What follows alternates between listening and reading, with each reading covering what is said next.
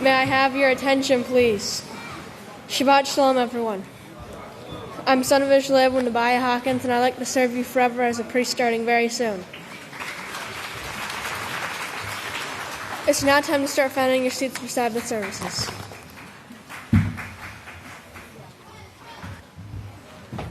Shabbat Shalom, everyone. My name is Son of Yisrayl Abel, Deacon Yedidia, and I'd like to serve you forever as a priest starting very soon.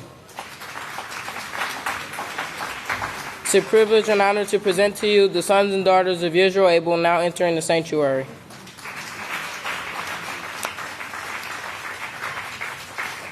I now present to you one of the sons of Yisrayl Abel, Deacon Bill Hawkins.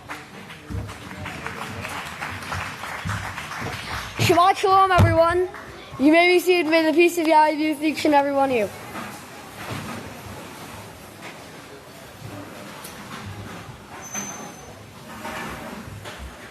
My title today is, What is in Store Outside of Yahweh's House?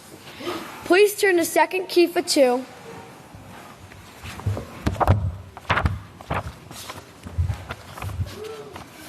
Second Kephah 2, verse 19. While they promise them liberty, they themselves are servants of corruption. For by whom anyone is overcome, to him he was enslaved. So in the world they promise you liberty, but they are servants of corruption. The only true liberty is found at the house of Yahweh. This is the way to get liberty.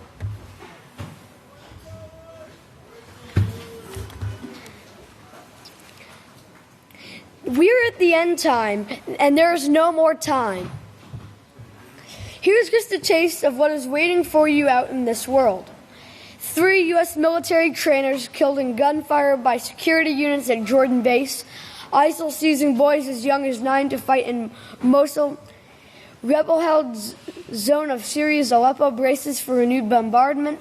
FBI New York Police Department assessing possible terror threat day before presidential election. Launch moves China one step closer to permanent space station, and drug-resistant fungus linked to 4 U.S. hospital deaths, to just name a few headlines. This is what the world has in store for you if you leave Yahweh's house. If you leave the house of Yahweh, you are asking for trouble, and you're going to get it. Now, this nuclear burning is only 1 hour. Please turn to Revelations 18, verse 8 through 10. Therefore, her plagues will come in one day, death and mourning and famine, and she will be utterly burned with fire, for strong is Father Yahweh who judges her. And the kings of the earth who have committed fornication and lived luxuriously with her will wail over her and lament for her when they see the smoke of her burning, standing afar off, for the fear of their torment, saying, Alas, alas, that great city Babylon, that mighty city, for in 1 hour your judgment has come. And remember how Pastor read the article of the man who said that this burn, from the time that the missile was launched to the time it hit its target, would be about 28 to 30 minutes, so the world could basically be finished off in 1 hour. Yahweh's always right when he says this. He showed it here, and then he proved it. Look at verse 16.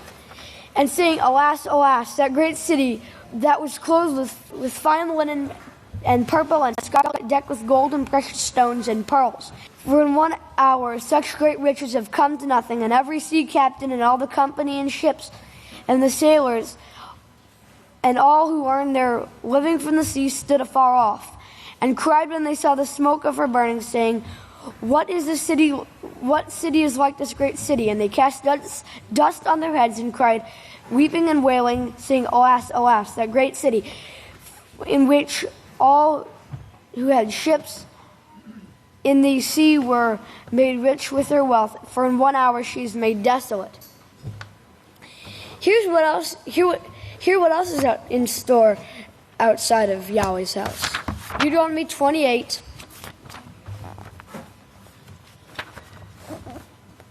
Deuteronomy 28, verse 21 through 22. Yahweh will allow these plagues to cling to you until he is destroyed you from the land you are entering to possess. Yahweh will allow you to be struck with consumption, with a fever, with inflammation, with scorching heat, with the sword, with blasting, and with mildew, and they'll stay with you until you perish. Look at verse 28. And Yahweh will afflict you with madness, spiritual blindness, confusion of the mind. And you will grope at noonday, reduced to blind helplessness, just as the blind man gropes in the darkness. You will not be successful in any of your ways. You will only be oppressed and robbed continually with no one to rescue you. Now in the world there are confused leaders, and as President Barack Obama said, we're groping in the dark looking for the answers. Yahweh told this to Cain in Genesis 4, verse 12. When you work the soil, it shall no longer yield its strength to you. You will be a fugitive, and you will be ever searching for peace. You'll be always looking for peace, but you're never going to find it. Vengeance, retaliation, and continual war is found outside of the house of Yahweh. Turn to Matthew 24, verse 38. Just as the days before the flood, they were eating and drinking, marrying while giving in marriage, until the day Noah went into the ark. The world is going on in their daily activities. As Pastor says, they're asleep. And they'll wake up after a school shooting for a while, and then they'll go back asleep. And they're totally oblivious to the news. They're not paying attention to what's going on, and then the nuclear bomb hits. So brothers and sisters, we have no more time. This 1 hour burning is coming. Let's not fail Yahweh. We need to come to perfection and stand strong. May Yahweh bless your understanding with that. Y'all please stand. I'd like to turn it over to Sons of Yisrayl Abel for prayer.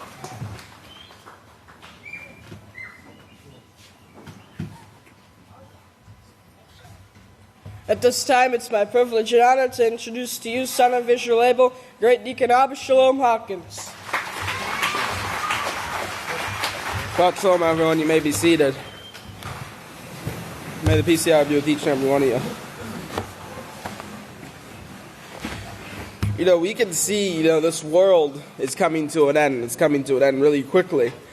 And, we can see Babylon's falling. Now the nations of the world are starting to realize, nuclear war is coming. It's very close. And that this system is coming to an end. That's what we're going to be talking about today. How Babylon is falling. Yahweh showed his power over the gods. Whenever he brought the children of Israel out of Egypt. And whenever he allowed those plagues and the curses to come upon the Egyptians.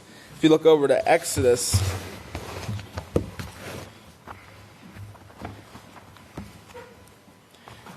12.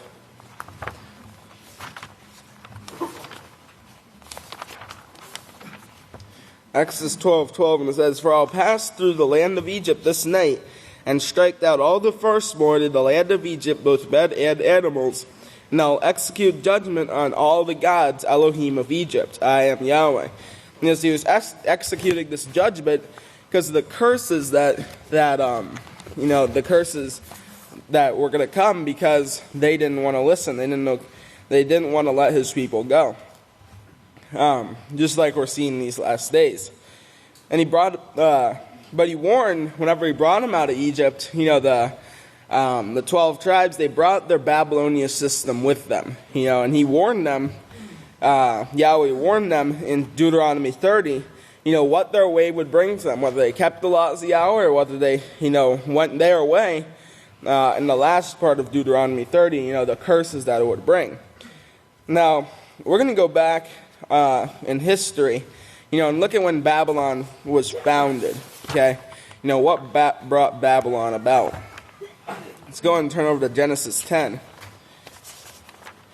And pastors went over this before, and, he's talked about Noah's sons and who founded Babylon. But look at Genesis 10. It shows these are verse 1. It shows these are the beginnings of the sons of Noah, Shem, Ham, and Japheth, and the sons were born to them after the flood. And you look in verse 6, it says, the sons of Ham were Cush, Mitzrayim, Put, and Canaan. Now, if you remember, pastors brought up before how the Hamites are the ones who actually founded Egypt, or established Egypt, started Egypt. And history shows it. And this also, Egypt was where the Israelites, they formed this Catholic religion, this Coptic Catholic religion, following after Cain's example in the gods. If you look at verse 7, it shows that the sons of Cush, shows the sons of Cush there. And verse 8, it shows Cush begot Nimrod, and he began to be a mighty one on the earth. This Nimrod school of force, this tyranny. It's the same that we can see in all the world today. All the nations want to have this military, or is force their way upon others, force what they think should be done upon others and to protect themselves. Verse 9, it says, he was a tyrant who deceived and turned against Yahweh. Therefore it is said, like Nimrod the tyrant who deceived and turned against Yahweh. And the beginning of his kingdom was Babel, Erech, Akkad, and all of them in Shinar, that is Babylon. Okay, so, they wanted that force, the police force. We can see what it's bringing the world today, and that's what's bringing nuclear war. I have a couple articles here, to show how close this is. This one's NATO pushing for the biggest military buildup on Russia's borders since the Cold War. It says as Russia pushes on with the biggest naval development on since the Cold War, as Russia's only carrier group slowly headed towards Syria and a show of force along Europe's shores. Remember that force, the Nimrod system of force. NATO's defense ministers are focusing on a ground expansion to take aim and make good on a July promise by NATO's leaders. And that's what they're going to do. They're going to make good. They're going the way of the gods. And this is what the way of the gods are going to bring them. Destruction. It says send a promise by NATO leaders to send the forces to the Baltic states and eastern Poland from as early as next year. As a result, NATO will press its member allies on Wednesday to contribute to the biggest military buildup on Russia's borders since the Cold War. It says as the alliance prepares for a quarrel with Moscow. And goes in, says it says even before the breakdown in the Syrian ceasefire, Russian President Vladimir Putin suspended a treaty with Washington on cleaning up weapons-grade plutonium, signaling that he was willing to use nuclear disarmament as a new bargaining chip in disputes with the United States over Ukraine and Syria. It says, and now it will be once again up to Putin to respond as NATO proceeds with one of the biggest military buildup on Russia's borders. It says a move that will lead to even further military escalation. That's what it's leading to now is, further escalation. North Korea preparing for another ballistic missile test. Says North Korea is preparing to launch another intermediate range missile within the next 3 days. As a report said Tuesday. Says last month the North is thought to have conducted 2 tests of the missile, with both of which reportedly failed. But a successful launch would threaten not only American military bases in Japan and South Korea, but installations as far away as Guam, where U.S. nuclear bombers prepare and play a key role in deterrence on the Korean Peninsula. And then they're sending to the Korean Peninsula the U.S. Navy USS Pennsylvania. It's a nuclear-powered ballistic missile sub. And they're saying this is the first visit of a submarine with ballistic missile capability to Guam since 1988. That's what it's sending it for, the Korean Peninsula. Another sign of Babylon failing is the economy. It's a critical update on a failing global economy. When will the economy collapse? And they're talking about, says, the Matrix media will have us believe that the global economy is only suffering a temporary glitch and that everything will be fine. However, that's simply an outright lie. It says, after several decades of saturating the world with unbacked currency and mountains of debt, we can see the can we've been kicking has finally run out of road. Their actions are catching up with them. It says, as you would know, stocks are plummeting around the globe since their peak in mid-2015. Says individual regions have lost between 10 to 40% in stock value, and this is only the beginning. It says more examples that in early 2016, the North Atlantic cargo shipping almost came to a halt, and talks about how the trucking industry for 8-class trucks, those are the ones that haul the freight on the big trucks. It says they plunged 48% from a year ago. It says thousands of job cuts and shops closing doors at an alarming rate. It also says, given the faith that stakeholders need to have in this economic system to keep it from imploding, the governmental data and mainstream media cannot be truthful in what they report to the world. The otherwise news of doom would be a self-fulfilling prophecy. It says it's ridiculous to keep an economic model this way, regardless of the epic failure. It says any investor that doesn't recognize this by now is unfortunately in line for some serious loss. And then it goes on and talks about down in the bottom of this article. He says, these are exciting times, and these really are exciting times, because we can see this system, all coming to a head. What they're doing, is finally catching up with them. It says these are exciting times because the Western world is waking up to the lies and deceptions that they've been force-fed. Okay, they're waking up to it. Remember Jeremiah 16:19, it talks about they'll wake up and realize that they've inherited nothing but lies. And that's what's occurring now. They're waking up. It says, because the Western world is waking up to the lies and deceptions that they've been force-fed. He said the mainstream media is in every way you can possibly imagine a complete fabrication to elicit your consent, especially for war. And then he says there are real risks for all of us. And this is what's occurring. The system is at risk. It's falling. He says, and then he says, remember, the banking sector is the head of the snake. Remember, pastors always been talking about, how credit is the curse. Credit is the curse of America. Now it's going to bring it down. This debt, that they're in, it's now catching up with them. He says, the banking sector is the head of the snake, the serpent. He says that this is the fundamental control mechanism of the powers that will no longer be. That's what's occurring. These powers, their system is falling, and this it's no longer going to be here. Let's turn over to Acts 7, verse 51. And the Apostle Stephen was talking to the Pharisees, Sadducees, Essenes, and Herodians about this Nimrod, this tyrannic system that they've created, and that they've started.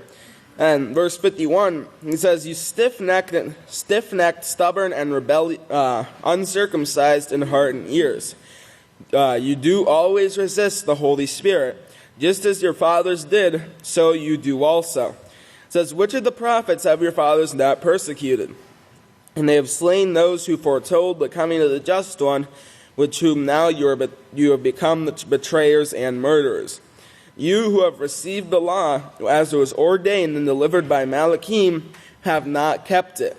And that's they received the law, but they rejected it. They practiced iniquity, and they did away with the laws of Yahweh. And this is what it's causing. This is what is causing the world today. All this destruction. In verse 43, it says, you've lifted up the idolatrous gods, the idolatrous temple of Molech, your god, and Shin, your sun god, and Saturn, the star of your god, which you made for yourself.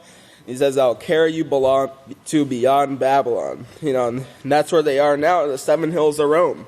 Where they're sitting today with that ruling staff or the scepter. Be the lawgiver for the world today. but this is where they'll fall. This is where they're going to fall. They're going to fall for the last time, never to rise again. And they're going to try to use nuclear war, to save their tail, or try to destroy their enemies, but they're going to end up destroying themselves and blowing the whole world up in the process. Except for the 2 billion people that Yahweh's calling out right now, to come to his house whenever all this blows up. And that's where our jobs are going to, really kick in, because now we're going to have to teach the 2 billion and the rest of this world, in the universe, Yahweh's laws. So let's go and let's get ready now. We have classes and stuff that we need to get involved in. Get ready to prepare, to teach these people Yahweh's laws. They're waking up. They're waking up to see what they've been force-fed is lies and deception. Y'all please stand. Let's turn it over to the Great Kohan David. Shabbat Shalom, everyone. It's an honor and a privilege to address the called out ones of our Heavenly Father Yahweh. Please be seated. The title of the sermon today is The Persecution of the Two Witnesses and the Whole House of Yahweh. I'd like to talk to you about a little bit about the history of this persecution and what I'd like to start out with what Yeshua said about it. Okay, I'd like to start with some scriptures that Yeshua brought out about persecution. And in this first slide here, this is Matthew 24, verse 9. Yeshua said, "And they will hand you over to be afflicted, and will kill you, and you will be hated above all people for my name's sake." So he's talking to us, this last era of the house of Yahweh, but he's also he was speaking to his apostles and saying, this is what's going to befall the house of Yahweh. And in verse 12, "And because iniquity, the breaking of Yahweh's laws will abound, the love of the many will grow cold, but he who endures until the end, the same will be saved.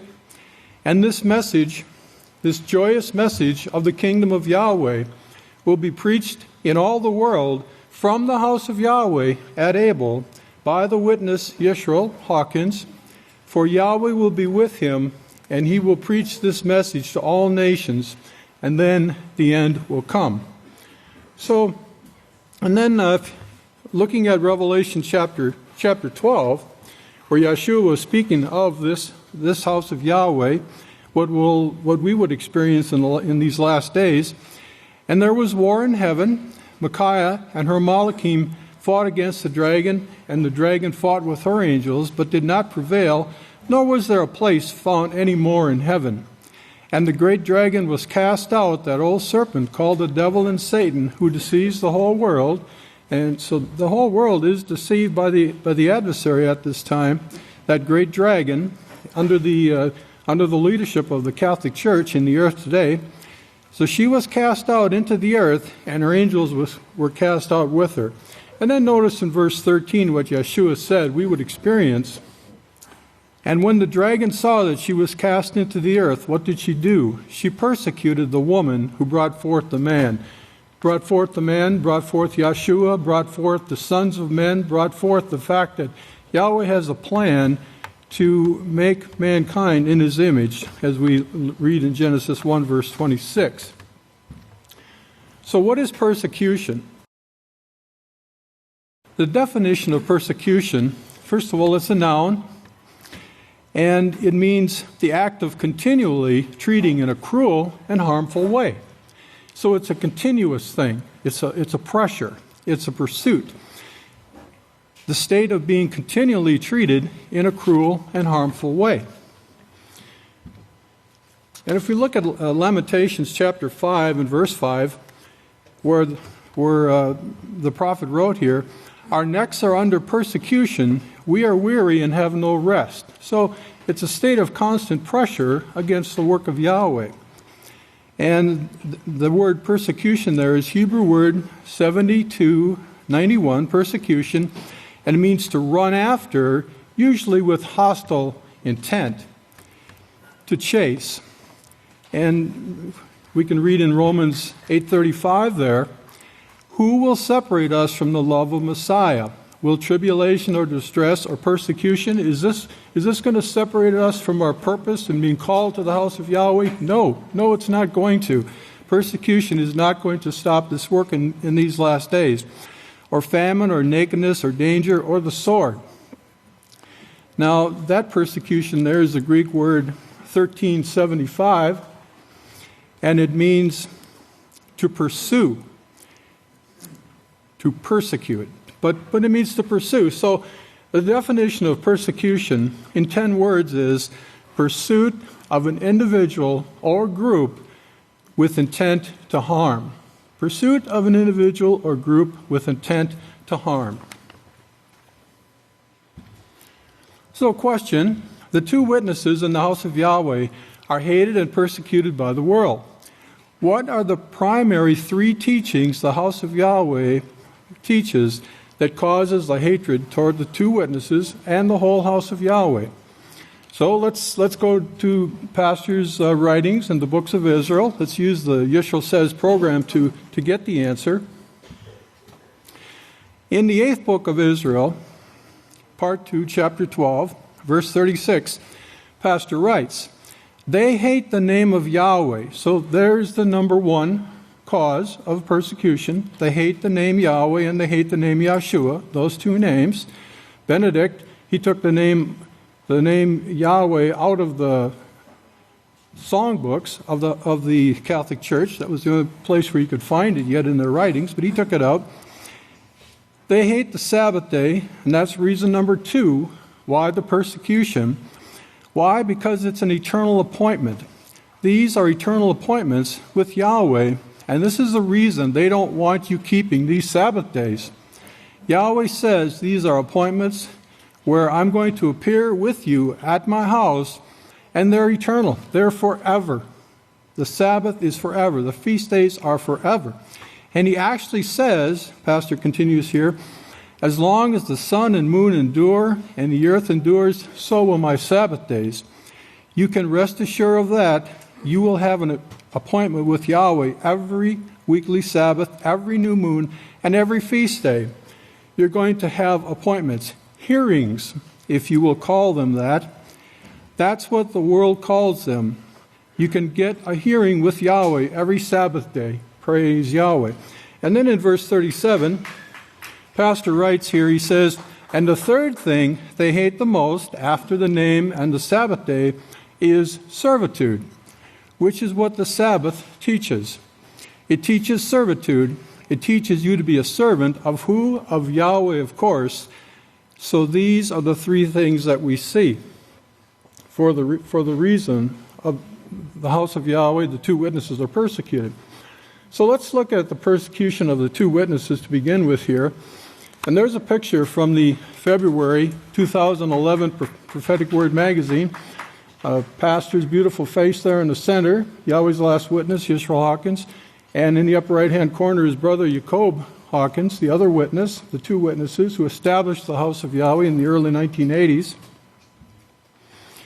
And I'd like to bring forth this next slide here.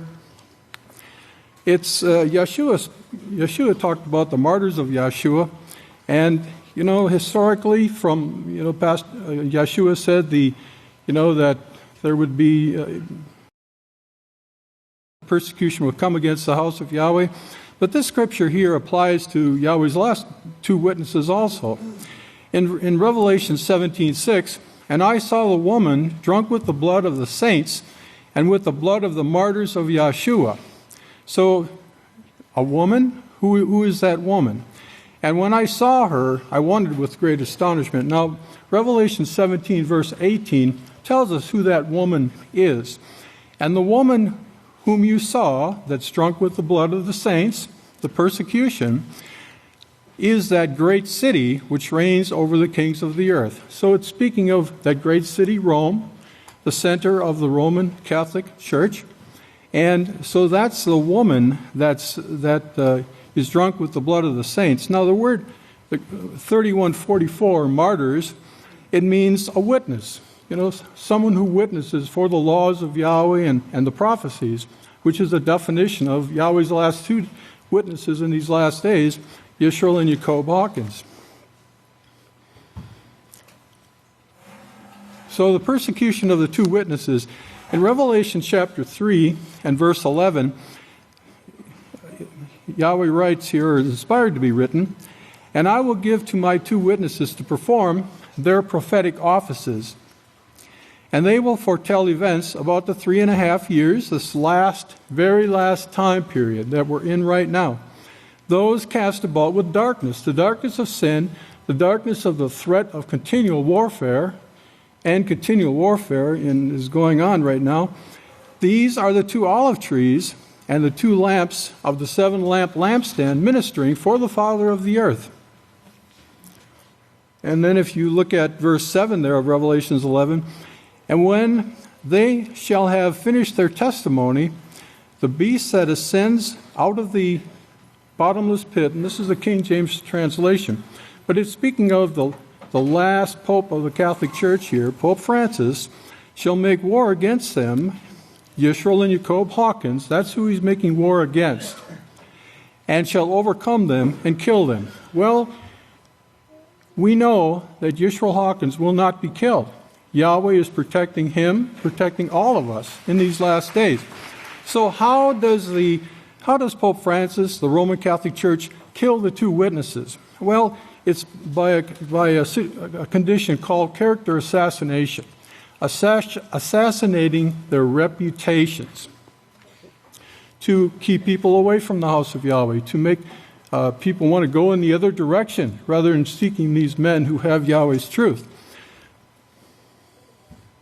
So character assassination, what is it? Character assassination is the deliberate and sustained process. So there's that pursuit, the persecution, the pursuit of an individual or a group with intent to harm. Character assassination is a deliberate and sustained process that aims to destroy the credibility and reputation of a person, institution, social group, or nation. Agents or characteristics of character assassination are those who promote this employ a mix of open and secret or open and covert methods to achieve their goals, such as false accusations, planting and fostering rumors, and manipulating information. Character assassination is an attempt to tarnish a person's reputation, to trash a person's reputation. That's what character assassination is all about. It may involve exaggeration, misleading half-truths, or manipulation of facts to present an untrue picture of the targeted person. It is a form of defamation and can be a form of ad hominem argument. Now, they explain that Latin term there, ad hominem argument. And it means, an ad hominem argument means responding to attacks by attacking the person's character rather than the content of their argument. Who would argue that the laws of Yahweh are perfect? Who would, and so they don't attack the content of what pastor is teaching, the laws and the prophecies. They attack the person. They attack his character, his reputation. For living individuals targeted by character assassination attempts, this may result in being rejected by their community, family, and members of their living or work environment. Such acts are often difficult to reverse or rectify. Once we got a thought, a rumor in our mind, it's difficult to get rid of that. And the process is likened to a literal assassination of a human life. The damage sustained can last for a lifetime, or for historical figures for many centuries after that. Jacob Hawkins can be in the grave, and things said about him can cause people to think that, he had an unrighteous reputation, or he was an unrighteous man. So that's what the Catholic Church, the world today, is using against the house of Yahweh and against the 2 witnesses. So the beast that ascends out of the bottom of this pit, Pope Francis, persecutes the 2 witnesses.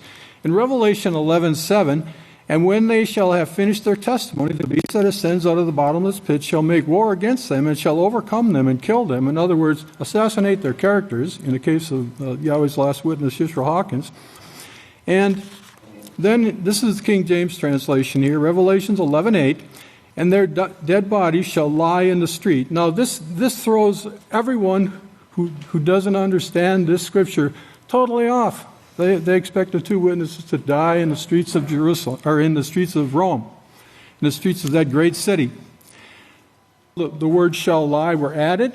They never should have been in there. They're italicized, so take them out. And in the street of that great city, which spiritually is called Sodom and Egypt. Well, the Catholic Church covertly, secretly, condones sodomy, and the obelisk in the middle of Vatican Square should let all of us in the world see that they're worshiping the sun god, and which is Egypt. And then they try to make you think this verse is pertaining to Jerusalem, Israel, where they say, where our Savior, or where, as the translation here says, where our Lord was crucified. Okay, so that throws people off. They don't understand what the truth is about this. Now, in Revelation 11:8, that word where Yahshua was crucified, the word where is 3699. It means at whatever spot, but it comes from a word 3739. If you look at the bottom definition there, what I've got underlined and highlighted or bolded, who, which, what, that. What it's saying is that this is telling us who is responsible for the death of Yahshua, not where he was crucified. It's who is responsible. So Revelations 11:8, the top part, you can ignore those words shall lie and look at that bottom translation there. And their dead bodies in the street of that great city, speaking of Rome, which spiritually is called Sodom and Egypt, Rome, that city, responsible for the death of Yahshua. That's what this means. Now, the word street there tends to throw us off. We think of a street sign, pavement, curb and gutter, sidewalk. But think of it in terms of Wall Street, for example. Now, when we think of Wall Street, we don't think of a street. We've seen the sign Wall Street, but we think of a financial center of the world. It's the same thing that this Revelation 11, verse 8 is talking about. The streets of Rome, the offices. There's offices, there's institutions, there's people planning and doing things. So that's what it's talking about here. So in the city of Rome, in these offices, in these streets, there is a plan to persecute the house of Yahweh and the two witnesses. Now let's look at the persecution of the witness, Yisrayl Hawkins.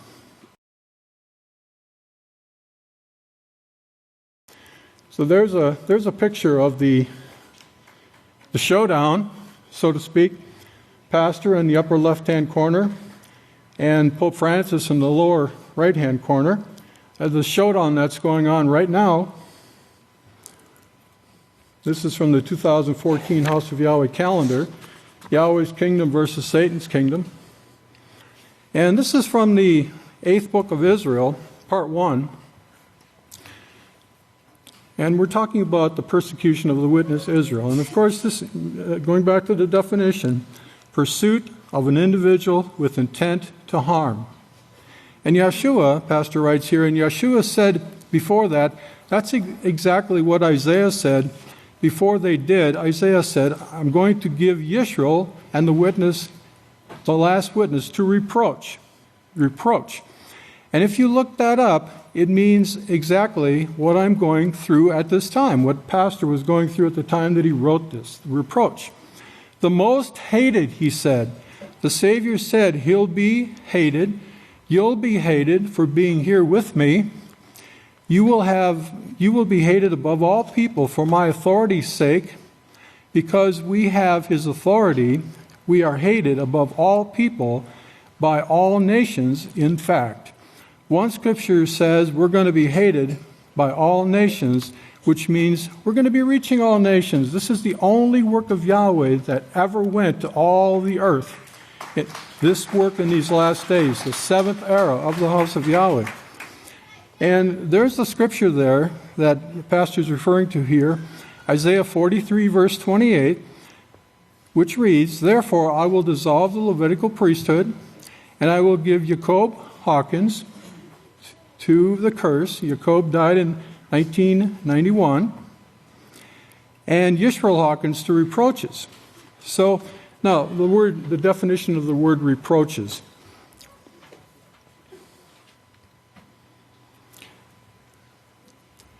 The word reproaches is Hebrew word 1421. It means vilification or reviling. And think of the definition of persecution as we're reading this. It means to hack with words. To hack with words. The character assassination, it's done with words. The assassination of Yisrayl Hawkins' character is done with words. To hack with words, to revile. And then the definition there from Merriam-Webster Dictionary, the first, an expression of rebuke or disapproval of what the witness is doing. The act or action of reproaching or disapproving, to cause or occasional blame, discredit or disgrace. And then the last one there, and you see the word obsolete. Well, that just means that it's not used in, today. But, years ago it applied to this definition also. So one, subjected to censure or scorn, reproaches.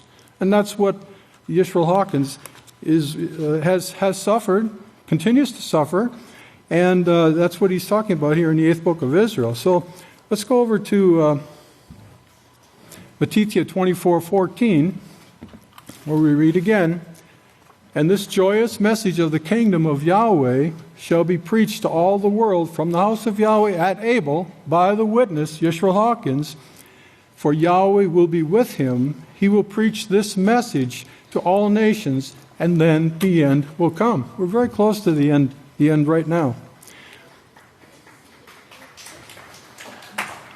So from the 8th book of Israel here, in the center of the slide, these other people have not been called, and they don't understand, Pastor writes here, and they're all like Cain, and they hate righteousness.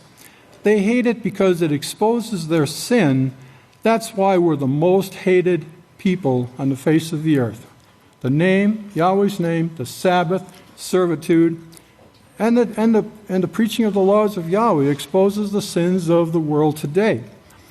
We're the most hated people in the face of the earth right now because they have no cloak or no place for their sins anymore. They're not hidden, they're revealed. They don't like that. In Yochanan 15:22, "If I had not come," Yahshua said, "and if Pastor Yisrayl Hawkins and his brother had not established the house of Yahweh and spoken to them, they would not have had their sins revealed. But now they have no cloak or covering," cloak means covering, "for their sins." Again from the 8th book of Israel, part 1, chapter 24, Pastor writes, I'm the worst person on earth, according to the media, according to the reports. I'm the worst person on earth, they say. I'm worse than Al Capone.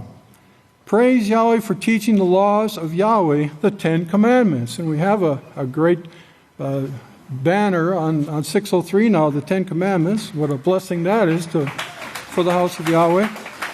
And saying they're not just there for show. We really need to keep them.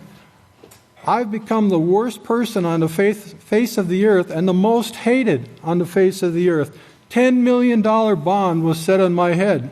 And they're saying in the newspapers and publishing all over. So when Pastor was arrested, they put a $10 million bond on his head. You don't hear that you don't hear a bond that high for the most heinous crimes that are committed in the world today. saying in the newspapers and publishing all over, he's worse than Al Capone. He's worse than this bunch south of us. He's talking about the LDS group that was raided by the federal government.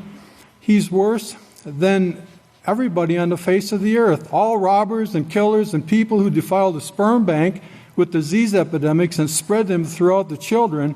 He's worse than any of that because he teaches the laws of Yahweh. And he says, we really need to keep this. The whole earth really needs to keep these laws. Praise Yahweh. So,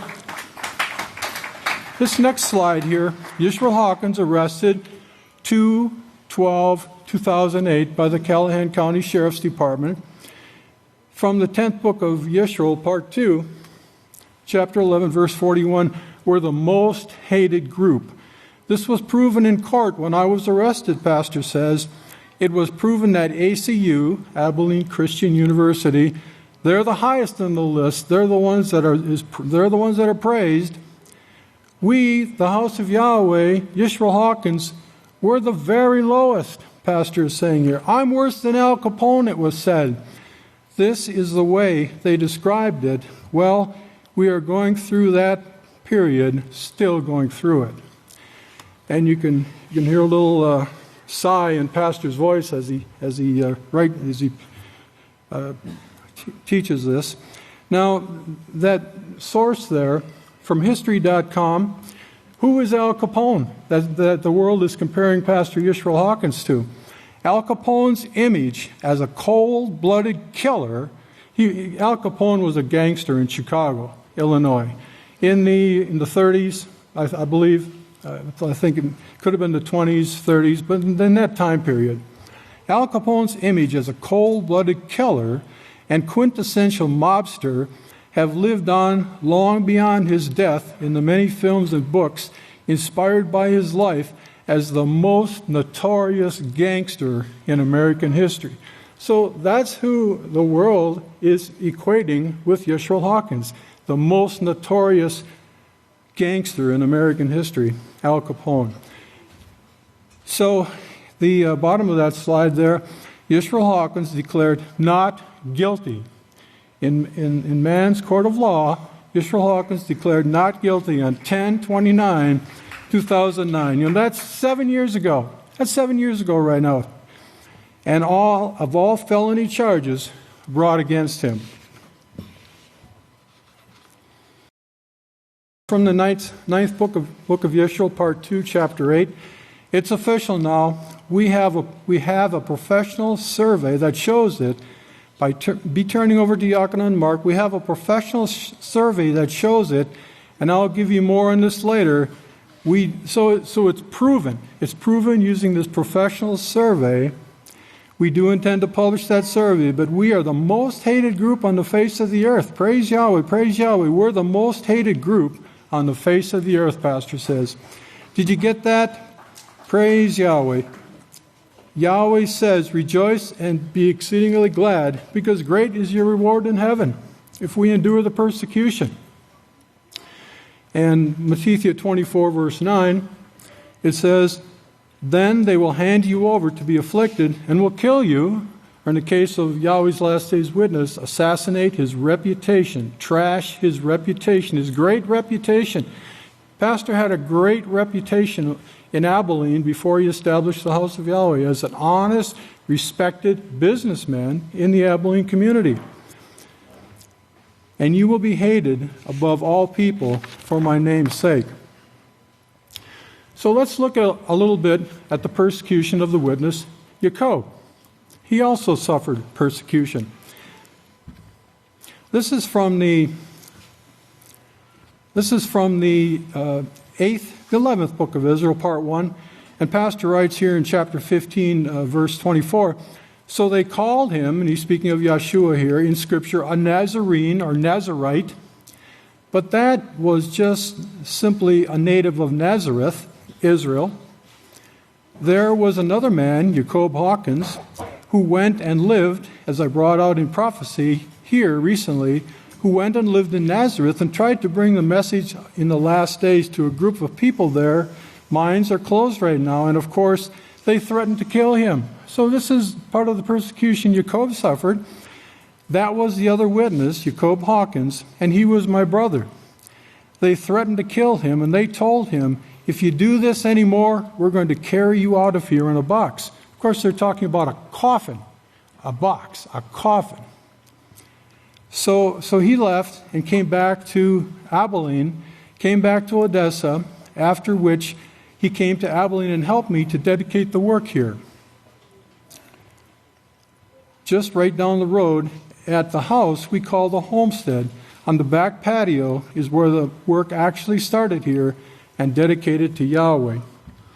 Pastor gives us another reference here from the Yisrayl Says program from the Books of Israel. This is the fifth book of Yisrayl, chapter 30, verse 74. My brother, Yisrayl Hawkins, went there, Israel, in 1969 or so. I don't remember exactly, and he wrote a letter to me that he couldn't preach openly because of the persecution. He couldn't pass out literature there. I wanted him to get the message of the kingdom of Yahweh to what few people we had there at that time.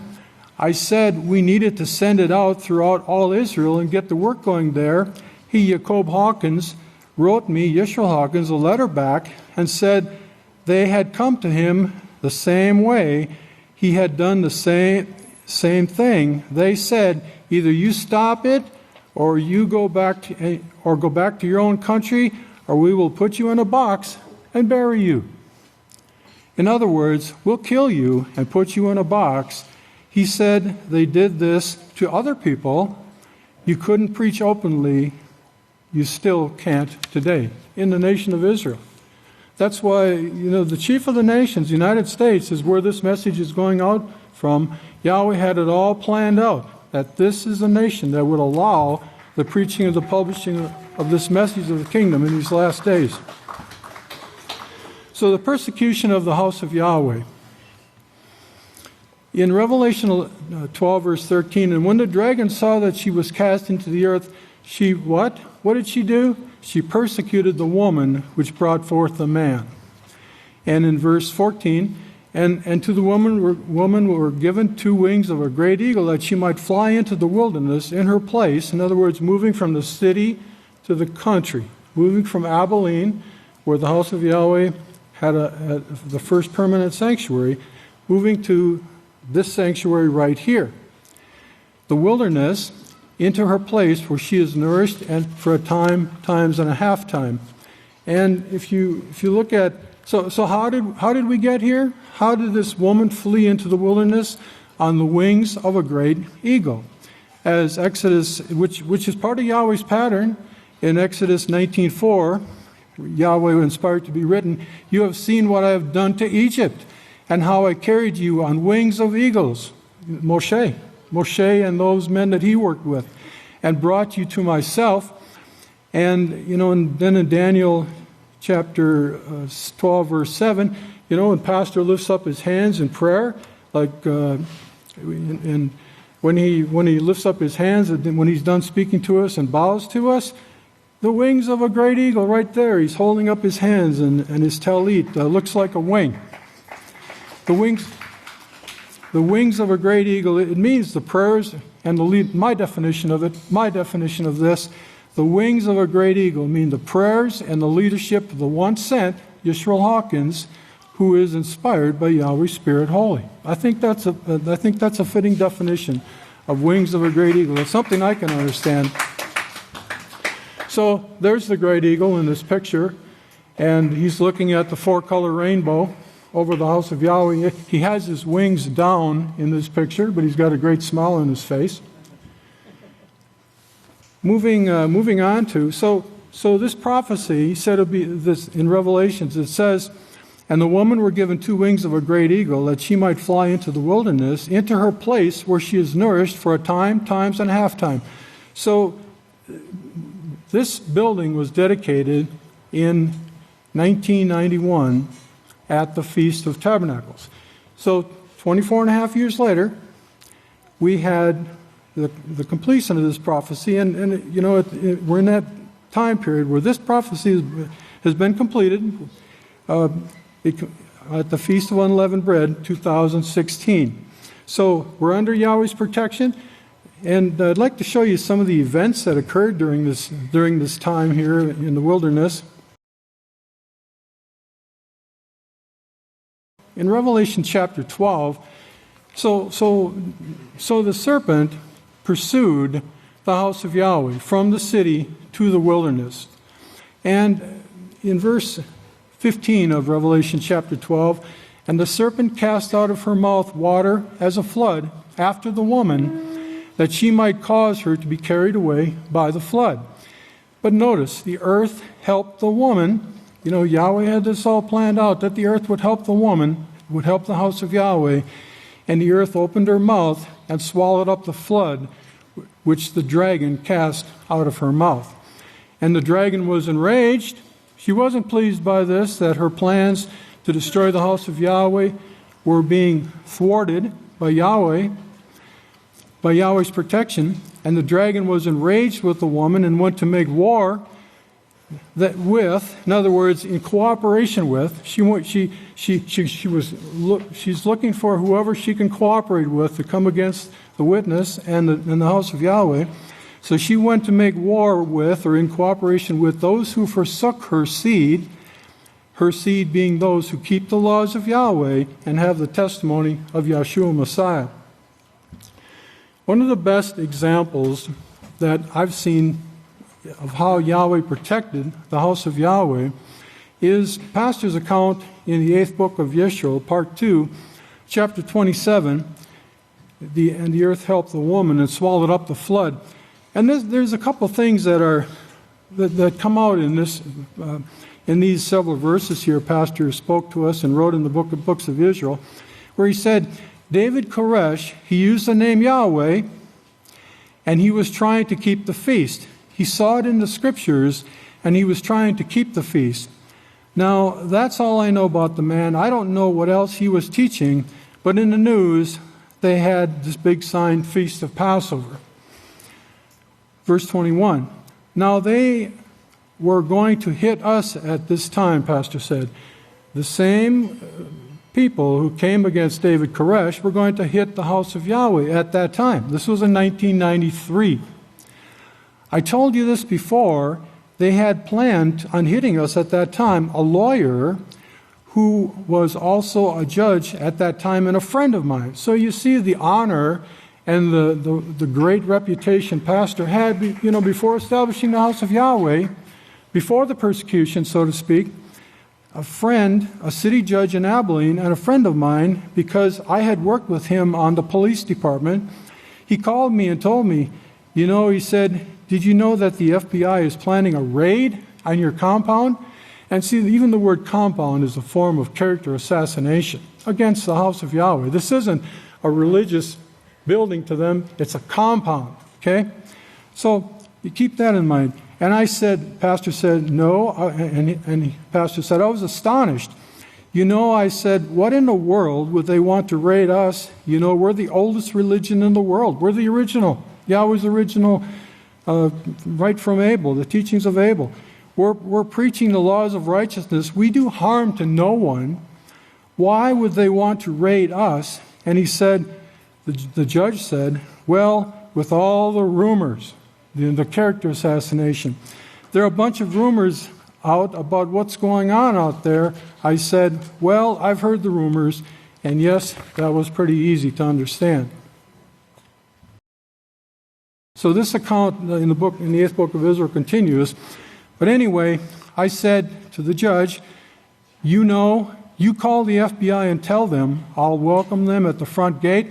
I'll meet them and welcome them and show them every inch of the property and everything we do and say. And so he did call them. He said, the guy wants to talk to you, so call him. He gave me the name and number, and I called him and told him the same thing. I said, now this is Pastor talking to the FBI. You don't even have to tell me if you don't want to when you're coming. I said, just don't bring the news media with you. Why? Because of the character assassination that would come along with it. That I ask of you. But if you call this attorney in Abilene, and he will meet you out there, and then you call me, and I'll come out and work with you guys.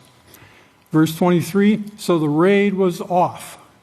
The raid was off, but they intended, Pastor says, brethren, to do the same thing here that was done there at Waco, because we use the name Yahweh, we teach the laws of Yahweh, so we expose their sins. What was the end result of Waco? You know, they went into these people who weren't bothering anybody. There were accusations against them, but they went in with guns blazing, and what was the end result of it?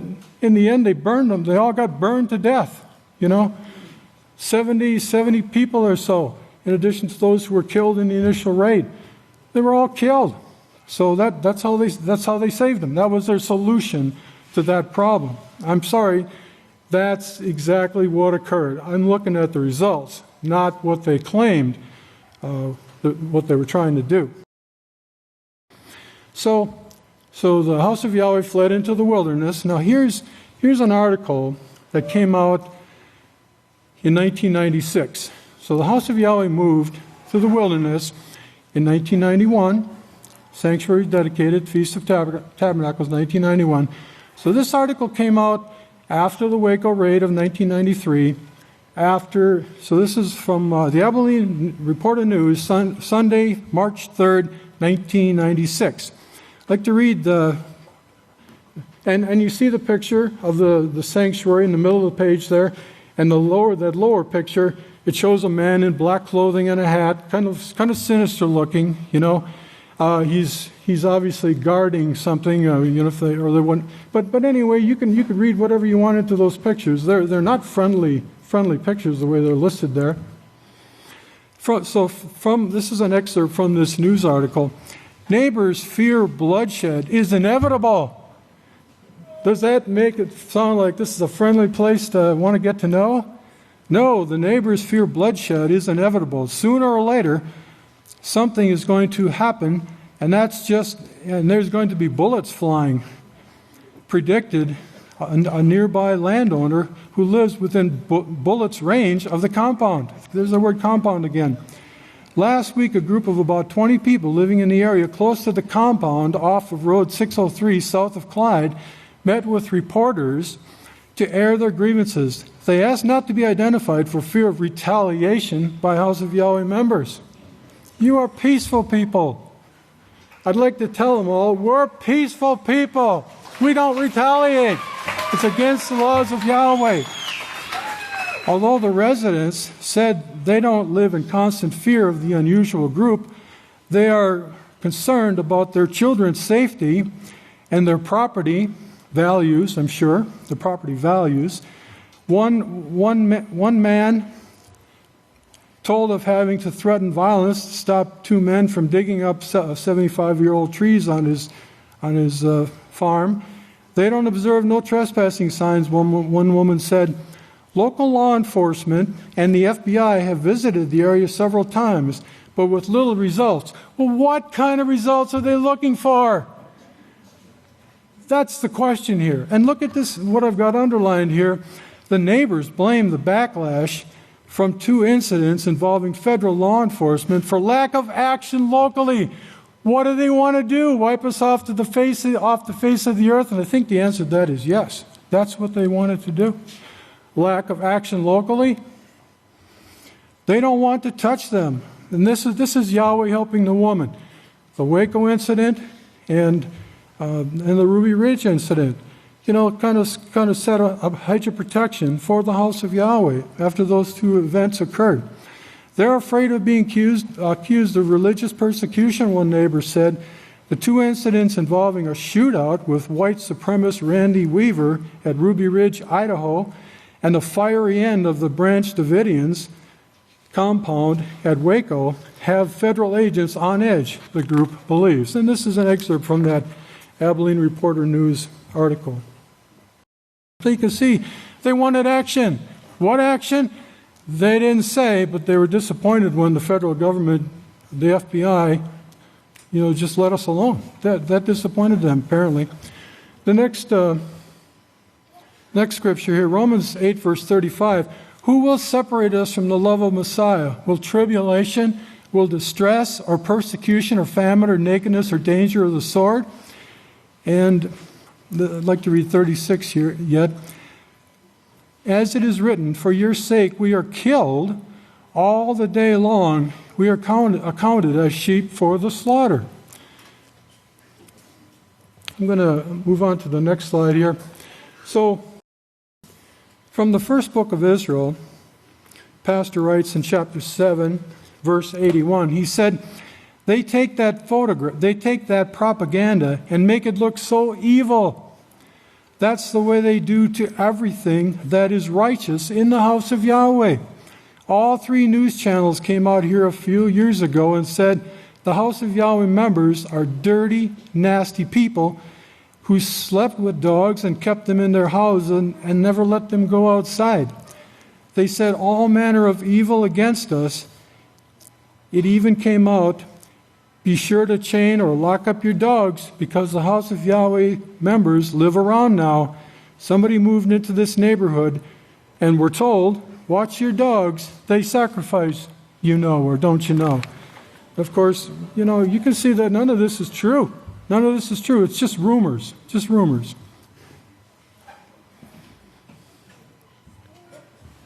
From the first book of Yisrayl,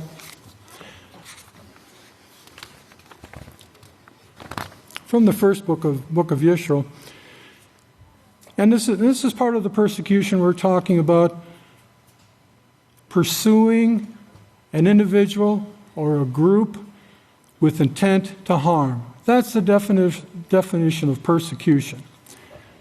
Pursuing an individual or group with intent to harm. From the first book of Israel here, and this shows some of the persecution, and it's similar to the last article I read from the book of Yisrayl. Remember how he lifted up the house of Yahweh? One of the neighbors said that the house of Yahweh people were dirty, nasty people who lived with dogs and never let them come out of the house. I wonder what they are doing in that house all the time. This was broadcast over the local television sets, local newspapers, and then what occurred, Yahweh lifts us up even higher. Here comes the British Broadcasting Company, the BBC, and here comes German and English television stations from overseas to lift us up some more. They painted the same pictures to the world, saying, this bunch is teaching peace, teaching the laws of Yahweh. Neighbors say, they are dirty, nasty people, and they use the name of Yahweh. So he was lifting us up. So the end of persecution. So we've all experienced persecution. We've endured it, and we endure it to this day. But what's the end of this persecution? The end of the persecution, honor and glory, as Yahweh promised us. He who endures until the end, the same will be saved. In Revelation chapter 7 and verse 14, and I said to him, ruler, and he said to me, these are the ones who came out of great tribulation. We've experienced it, and have washed their robes and made themselves white with the blood of the Lamb. Yahshua is our atonement. Therefore, they are before the throne of Yahweh to serve him day and night in his house, and he who sits on the throne will dwell among them. They will hunger no more, neither thirst any more, neither will the sun strike them, nor any heat. For the Lamb who is in the midst of the throne will feed them and will lead them to living fountains of water. And Yahweh will wipe away all tears from their eyes.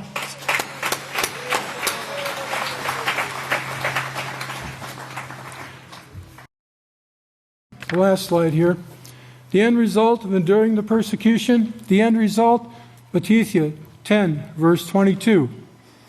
And you will be hated above all men. And we read what Pastor wrote in the books of Israel, the survey that proved that the house of Yahweh, that Yisrayl Hawkins was at the bottom of the heap. ACU was on top, the most honored. You will be hated above all men for my name's sake, but he who endures to the end will be saved.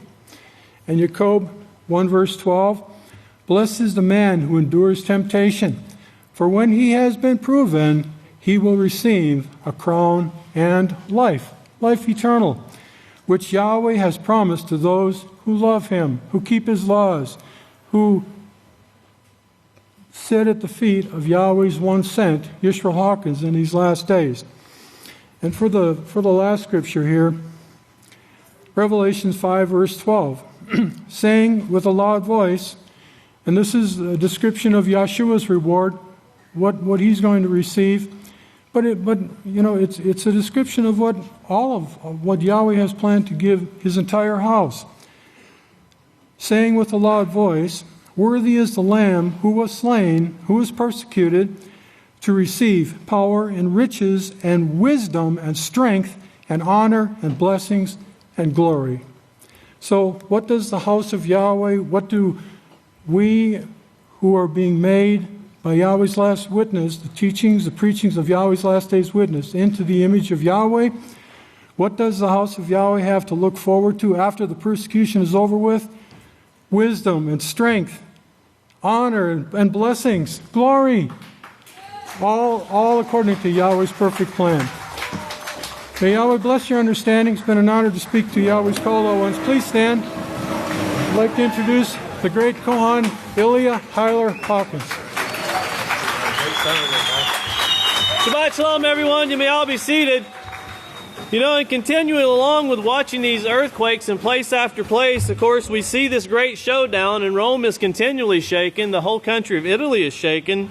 Once again, even after last Sabbath, we brought about an earthquake that had taken place. Well, it continued on. And one thing I want you to pay attention to in this latest earthquake they had, which was last Thursday, Sunday, watch how many times the number 6 comes up, where it was 6.6 on the Richter scale. It was 6 kilometers away from a certain city. They had 6 planes flying to look above. And it's been 36 years, which is 6 sixes, since the last time we've had such an earthquake. It's very interesting how it all comes up. But also note, this is for your notes, the last time in the last major earthquake they had that damaged a basilica, well, it was St. Francis Basilica, which is where Pope Francis got his name. Well, this last Thursday, the basilica that was destroyed and falls to the ground was Benedict, which was where he got his name. So that's just some very interesting facts for you to go off of. But once again, watch how they're falling, how they're running, they're praying. They're running scared over there, and rightfully so. They're praying to their gods, but their gods just don't answer. And then the climate agreement. This is very important to pay attention to. Of course, in the climate agreement, watch how they say they're going to implement this agreement, and they're very joyous. They say it's time to do it, and they're going to enter it into force. They're going to apply it by force. Of course, they're turning it over to the UN is what they say, but watch very closely, and then watch how they're shining these green lights everywhere, of course, in France and in Germany, everywhere. And in the United States, this coming week, they're going to shine a green light for Veterans Day. But remember what it means when you get the green light. What does that mean? Time to go, time to get the show on the road, and that's what they're doing. And they're saying that the countries that do not comply with this, they're calling their policy a name and shame act. In other words, they're going to shame you through peer pressure into compliance. And of course, we see Russia going through that right now. A lot of shaming going on. And then, of course, warnings going out this week for those of you that may want to be going to vote. Of course, they're saying in 3 states a warning has been issued for a terrorist attack in 3 states. And they're saying New York, Virginia, and the state of Texas is where they're saying this is possibly going to take place. And then we look into the Middle East, in and around the great river Euphrates, in Afghanistan, NATO, of course, bombing this week, killing more people. You see the tensions rising. Russia has placed their warships, are now in the Mediterranean Sea. Now, those warships are there to help assist the air defense system they put in, which was the S-300 and the S-400, which actually helps Russia implement a no-fly zone if they would like to. And watch how they quote saying, a no-fly zone is an act of war. That's considered a dominance, and that's what was put over Libya right before Gaddafi was killed. They put a no-fly zone over Libya so they could take control of the air, and then they can take control of the bombing. And then, of course, Russia and the U.S. are on a road to what they're calling a final collision course. And there's a couple news articles that show how they're coming together, how it's been building, and what we can expect. And notice, no one is even considering that this won't take place now. Everyone's just standing back watching and wondering when. And we know the magnitude because you have nuclear powers, and they're not going to back down. When they throw a punch, it will be with might. And then, of course, we have bunkers. These bunkers that are going out. This is very interesting. The richest people, these Hollywood actors, these people that are trying to save every fish on the planet, except mankind, they're all building bunkers. The richest people on the face of the earth, they're building elaborate bunkers. And even the politicians who are supposed to be coming up with some kind of legislation to keep us safe, they're all building bunkers in case of nuclear war. So if we could go ahead and please play the news. Pay close attention. What you're about to see is Bible prophecy being fulfilled.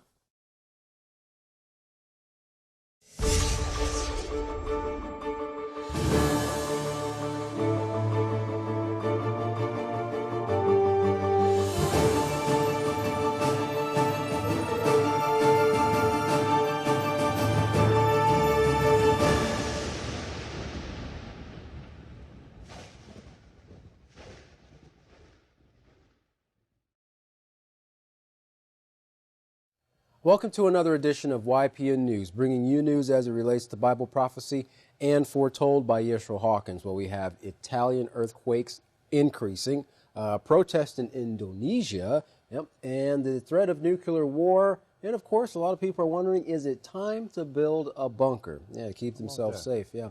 Well, those are just a few of the topics in today's broadcast, but we first start off with an earthquake that struck central and southern Italy. It was a powerful 6.6 in magnitude. The epicenter of the quake was 6 kilometers north of the town of Norcia. The tremor was also felt in the capital, Rome, and destroyed many buildings. Aftershocks are expected to last for several weeks. Fabrizio Curio, the head of the National Civil Protection, said they have 6 aircraft that will take part in search and rescue efforts, along with teams from all across Italy. Italy's prime minister addressed the nation in the wake of all the destruction. This area is still recovering from an earthquake that shook the region in August that killed nearly 300 people. Now, there were also more powerful tremors, so many that people had already been evacuated. Now, a 14th century basilica was destroyed, and the nuns there had to be escorted to safety by the fire brigade. And those buildings over there are heavily constructed, so when pieces fall, they come in really big chunks. A lot of stone, a lot of brick, and so forth. That's right. Brian Baptiste, a seismologist, said that typically the aftershocks are smaller than the main tremor, but it's not impossible for those to trigger larger events. Well, it's possible for activity to continue in this region for many more months. This was the biggest earthquake felt in Italy. With the increase in quakes, it has many wondering, when will the next one be? Well, 12 months after its adoption, the Paris Agreement on Climate Change is now entering into force. 195 nations came into agreement to work together to address the global climate change. The goal? To limit warming to 2 degrees Celsius by the year 2100. Now, this is a pre-industrial level that they're hoping to get to, and it's said that it's a critical tipping point for food production and more frequent and dangerous weather events such as flooding and drought. So they're trying to say if they can curb that 2 degrees, they can control these other freak weather incidents that we're having. Which we have seen on the rise in the last few years. Absolutely. Here. For the nations, getting multiple nations to agree on a multilateral agreement and putting it into force, they're using this word force here, less than a year is almost unprecedented. With this agreement, each country must submit its own plan for reduced greenhouse gases. The agreement as a whole isn't legally binding and doesn't penalize countries for failing to meet the agreement, but it does include a process to shame them into compliance. Jay Bombier of the Imperial College London said there is a special article dedicated to the global stock take. This is very much the start of a period where each country's actions are going to be scrutinized and reflected upon. To achieve the agreement's goal to limiting the temperature to 2 degrees Celsius, there'll need to be a reduction in carbon emissions by some estimates of 70% by 2050, the year 2050, and that the planet will need to be carbon neutral by 2100. So they seem like they have a plan laid out, but interesting that they're going to start trying to punish the countries that are not participating. Right, shame them. Interesting, yes. yeah. Current plans fall short of reaching that goal. The job begins with hundreds of engineers, researchers, and scientists who will be discussing ways to accelerate and intensify the move towards a sustainable, low-carbon future. Innovations and technology that's essential if the Paris Agreement is to live up to its promise. The European Parliament also endorses the Paris Climate Pact, voting overwhelmingly 610 for, 38 against, and 31 abstentions in favor of the EU's fast-tracked ratification of the climate deal accepted last December. Now, the EU plans to hand over its plans to the United Nations. The UN Secretary General Ban Ki-moon said, "I look forward to the Paris Agreement entering into force as soon as possible, even in just a few days' time." Interesting. Well, Larry McGee has the details for us concerning the nation's latest terror threat and terror taking place overseas. Larry, what do you have for us? As one of the most important days in American democracy descends, there has ironically come along with it alleged threats of potential terrorism in 3 major U.S. cities. U.S. intelligence has reportedly notified the Joint Terrorism Task Force that al-Qaeda could be formulating plans to potentially strike New York, Virginia, and Texas, though credibility with regard to the claims are admittedly still under investigation. Government officials are said to be taking the threat serious nonetheless and are preparing for a number of worst-case scenarios. Communication to local law enforcement agencies has reportedly been sent concerning possible attacks at polling stations carried out by individuals regarded as lone wolves motivated by violent extremist ideologies. The FBI is said to be cooperating closely with the Department of Homeland Security and other state and federal agencies to disrupt and identify any potential threats. Threats are also emanating from protesters in Jakarta following a controversial comment made by the city's governor, Basuki Purnama, who was reportedly a Christian. One protester stated that the group's message was clear: if the governor is not declared a suspect immediately, then they will not stop until it happens. He commented further that they urged Muslims all across Indonesia to rise up in their own region. The demonstration is said to have drawn 50,000 people who all marched on the presidential palace in protest to an insult reportedly leveled from the governor against the Quran. Governor Purnama is said to have apologized, but he is still currently under investigation. Afghan citizens are calling for investigations concerning recent NATO airstrikes, which left dozens dead and scores injured. In the forgotten war zone of Afghanistan, death is said to be all around, consuming even the lives of small children, more of which were killed in the recent strikes. Citizens say ordinary people were sleeping in their homes. The Taliban attacked Kunduz, and then the bombs came. They stated that all night the planes were bombing, and up to 50 people were injured. One man's question was, what did the children who lost their lives do wrong? He and many others are calling for justice. America has acknowledged conducting strikes of its own to shield forces carrying out an operation in Kunduz, which recently suffered 2 casualties. The city of Kunduz is said to be situated in one of many of Afghanistan's hotspots. The Taliban has reportedly taken brief control of the city on 2 occasions, and they are now said to have great influence in the city, and the residents fear that they will ultimately be back in numbers. Locals are said to be hemmed in by death coming from NATO in the air and the Taliban on the ground. Secretary Ashton Carter says the U.S. is in Afghanistan to help secure the country, but the citizens of Afghanistan have lost confidence in that assertion, and they are now shouting, "Death to America." For IPN News, I'm Larry McGee. Katan Jeff, back to you. Katan, these Afghan bombings have been going on for so many years, but still no progress is being made there, no changes. Yeah, sad. Well, Qusam Soleimani, the Iranian Revolutionary Guard commander, raised concerns in Washington over his recent visit to Moscow.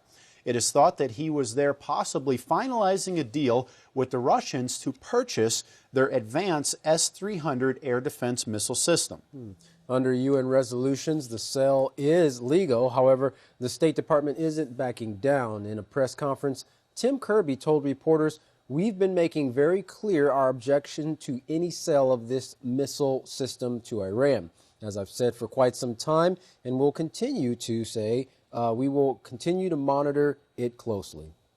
If Iran had the S-300 system in place, it would mean that U.S. and Israeli warplanes could not carry out a surprise attack on Iran's nuclear weapon sites because, of course, they could be detected. Right. And the bombing, and if they chose to bomb the S-300 radars, and the missiles first, well, that would give the Iranians warning of any such attack. So they feel now if they have this defense system in place, their element of surprise is taken away. Right, right.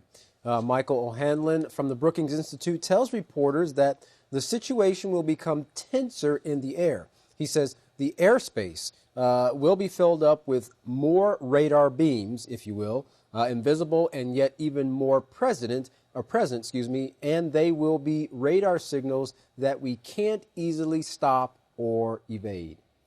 There's also the prospect that the Iranian deal will not pass in Congress, but the Obama administration is trying to push it through. Obama recently said, by killing this deal, Congress would not merely pave Iran's pathway to a bomb, it would accelerate it. Now, Obama also knows that sanctions on Iran would not hold, saying, we cannot dictate the foreign economic and energy policies of every major power in the world. The U.S. would certainly lose credibility with international partners. John Kerry agrees with the president, warning those in offices, we turn around and nix the deal and then tell them you're going to have to obey our rules on the sanctions anyway. That is a recipe very quickly, my friends, business people here, for the American dollar to cease to be the reserve currency of the world. And of course, that's going to affect a lot of people's pocketbooks. Right. And that's not all, Katan. The allies would walk away from U.S. on other issues as well, like Ukraine. Now, all of this comes as 5,000 troops from the U.S. and NATO are conducting the largest airborne training exercise in Europe since the Cold War, making sure that they're ready for a battle at any moment. Oh, interesting. Well, Russia is also showing its military might these days. Russian warships have traveled to the Mediterranean Sea, causing quite a stir in the West. The 8 warships are led by Russia's aircraft carrier called Admiral Kuznetsov. Russia has not given any official word on their mission, but the ships are moving toward the Syrian coast just north of Lebanon. United States officials have been concerned about Russian aggression. U.S. Secretary of State John Kerry, after hearing the news, stated, we will see whether the Russians have a greater desire to bomb Aleppo into smithereens. Well, that response was met with a rebuttal from the Russian Defense Minister, Sergei Shoigu, when he said, it is time for our Western colleagues to determine who they are fighting against, terrorists or Russia. Experts on Moscow say that the very presence of the fleet in that region will enhance Russia's existing military operations in Syria, including anti-missile and anti-aircraft defense systems. However, the move has once again continued to strain relations between U.S. and Russia. Now, the relation between these two superpowers has hit such a low that it's beyond a Cold War. Now, a few key issues have brought the U.S. and Russia to this point. Back in 2014, the U.S. and its European allies imposed sanctions against Russia following the clashes between the U.S.-backed government in Kiev and pro-Russian forces in eastern Ukraine. Now, Russia was accused by the U.S. of being behind the crisis in Ukraine, but of course they denied those allegations. Next was NATO's eastward expansion, even though Moscow emphatically stated it will not tolerate the presence of the Western military alliance near its borders. Then came the Russian airstrikes targeting terrorist groups in Syria. This move enraged the U.S. and NATO allies, which had already been conducting airstrikes in Syria without a UN mandate and without permission from Damascus. German Foreign Minister Frank-Walter Steinmeier warned of the severe repercussions against the situation that he referred to as even more dangerous than the Cold War by saying Moscow and Washington knew each other's red lines and respected them. In a world with many regional conflicts and dwindling influence of the great powers, the world becomes more unpredictable. International relations and security analyst Mark Sloboda said this is in many ways worse than the Cold War. The Cold War did have a global scope. This is more restricted, tighter to Russia and China's borders and several flashpoints like Syria and Ukraine. Just last month, U.S. State Department spokesman Tim Kirby revealed Washington's decision to end the joint peace process with Moscow, saying that there was nothing left to talk about with the Russians. Now, the U.S. and its allies are considering imposing a no-fly zone in Syria in an apparent effort to halt Russia's air campaigns targeting the terror groups fighting against the Syrian government. Mark Sloboda explained how this move would be viewed. He said, "We have seen the results of similar no-fly zones in Serbia and more recently in Libya.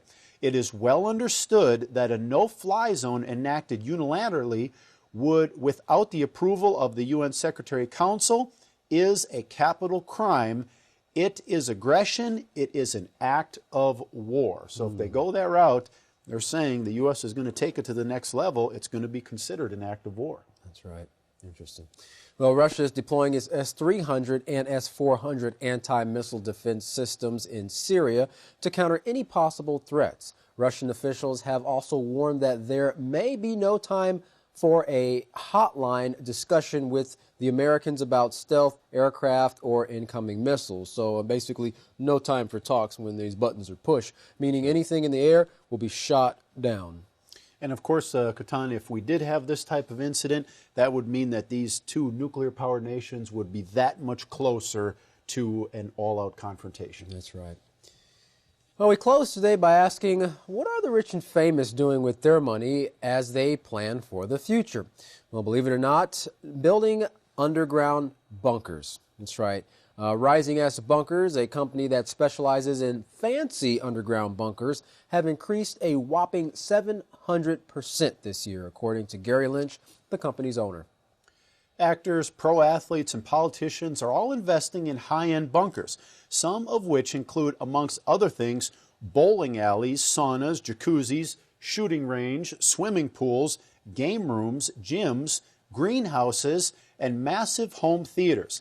But at a price tag of around $10 million or more, it's a little out of reach for the average person. It kind of makes you wonder what they're thinking about in the time of nuclear war, obviously, that they're wanting to be bowling and swimming down the They want to be comfortable. I guess. But who else is concerned? The end may be near, the end of the world. Well, billionaire Bill Gates reportedly has huge bunkers under every one of his homes. Pro athletes are also big customers, but maybe some of the most interesting customers on the list for high-end bunkers are the politicians. The irony, though, the politicians don't want anyone to know that they're building bunkers, actually making the contractors sign non-disclosure agreements. Now, the bunker makers say all their clients, whoever they are, think we're doomed, no matter who's elected President of the United States. If all these politicians are planning on a bleak future, you really have to ask yourself, what are we paying them for? Well, you might not have an extra $10 million laying around, but don't worry. That's not where your protection comes from. Believe it or not, it's actually free. There's only one power that has the ability to save you from the destruction that's soon to take place on this earth, and it won't cost you anything except your obedience. Contact the House of Yahweh to find out more, and when you do, don't forget to request your free copy of the Prophetic Word magazine and monthly newsletter. Here's how. You can contact the House of Yahweh by writing the House of Yahweh, P.O. Box 2498, Abilene, Texas 79604. You can call them at 1-800-613-9494. or visit them on any of their websites at www.yahweh.com, www.YisraelHawkins.com, www.Yahweh'sBranch.com. You can also visit our website at www.ypnnews.com. You can also email the House of Yahweh at info@yahweh.com. And for all calls outside the United States, please call the number on your screen. And of course, don't forget the best study resource to the Holy Scriptures, the Israel Says program. You can find that by going to www.yisraelsays.com. Well, once again, get ready to clap and cheer. Up next is Yisrayl Hawkins. From all of us here at YPN News, I'm Jeffrey Heimerman. And I'm Kohan Alexander. Thanks for watching.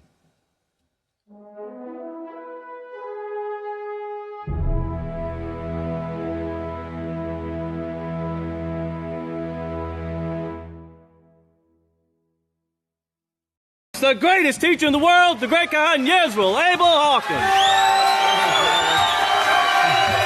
Shalom, everyone. Praise Yahweh. You're looking great. Yahweh, they're looking great.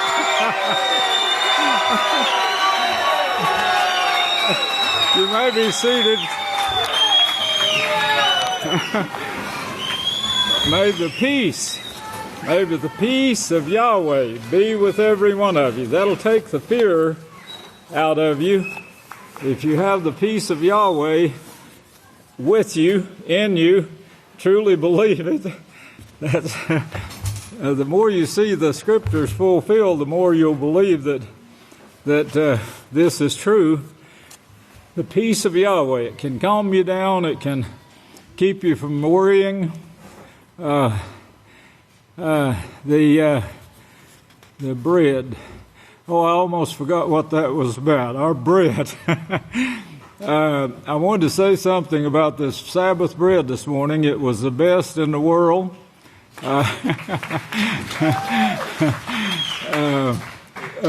So was the bread of life. It just came from the speakers. But the Sabbath bread and the bread of life both. They're the best in the universe. They're whole, they're unchanged. You might try our peanut butter too. Peanut butter, raw ground peanuts, very healthy, I'm told. I really like it. The Vatican. Now you can see from the news that they, the ones who are trying to bring you peace, they're preparing for themselves a bunker. Oh, I thought that was neat. No one trusts the Catholic Church or Christianity. They know better. They're learning they can't trust it. That's the thing. The Vatican knows our prophesied jobs. Now you can bet on this because the Vatican is keeping up with the House of Yahweh. We're their number one enemies, they think. We're actually their friends, but they haven't got sense enough to realize it yet. But the Vatican knows our prophesied jobs and what we are going to do. Now, Satan thinks she can stop that. Her and her sons think, that they can destroy the heaven and the earth. And this is what's taking place right now. That's what they're planning on and maneuvering the divining serpent. The serpent is maneuvering the divining serpent, which is the Vatican. And of course, leading all the nations to help her to get lined up for a huge nuclear war that they think is going to destroy the heaven and the earth.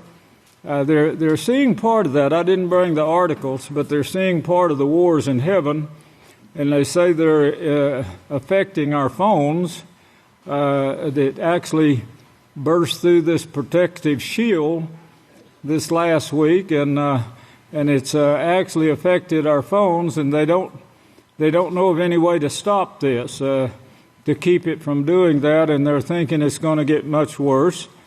But there again, may the peace of Yahweh be with you.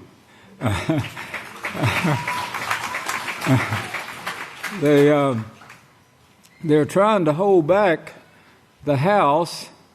Of course, is the great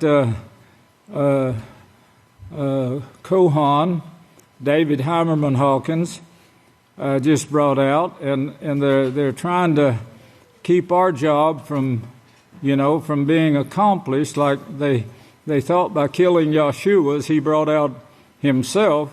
Let us kill him and we'll take his reward. They thought by taking over the kingdom, the physical kingdom on earth, that was it. They could take it and own it and do it and handle it the way they want to forever, because they think they're going to live forever. This is the one thing that is brought out in the book of Hebrews, if you remember. Yahshua is eternal. The priest and the priesthood that was given this right by bloodline, they're not eternal. But they're telling the lie. The gods are telling them the lie that they are eternal. Satan's telling them they won't die. They'll live forever. But all of this is a lie. Their whole religion is based on subtlety, craftiness, lies, deception. All of this go hand in hand with the Vatican.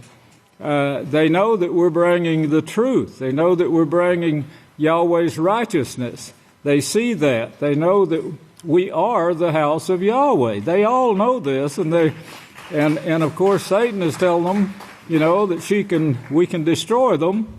They got a surprise coming, but Yahweh's laughing at them because they have no power to go out of anything that He commands. And He has commanded this house that the gates of hell will not prevail. This week there was I got to tell you this, and you'll see how much they're in tune with the house of Yahweh. But this week there was a prisoner. Now, he'd been trying to get a Book of Yahweh, been trying to get it for a few years, and I guess the chaplain in the prison was holding him back and wouldn't let him have it. And this went on for quite some time, and then a new chaplain came along, and he talked to this new chaplain and wanted to see if he would help him to get a Book of Yahweh. The chaplain said, Book of Yahweh? Isn't that man in Texas that keeps running down the Pope?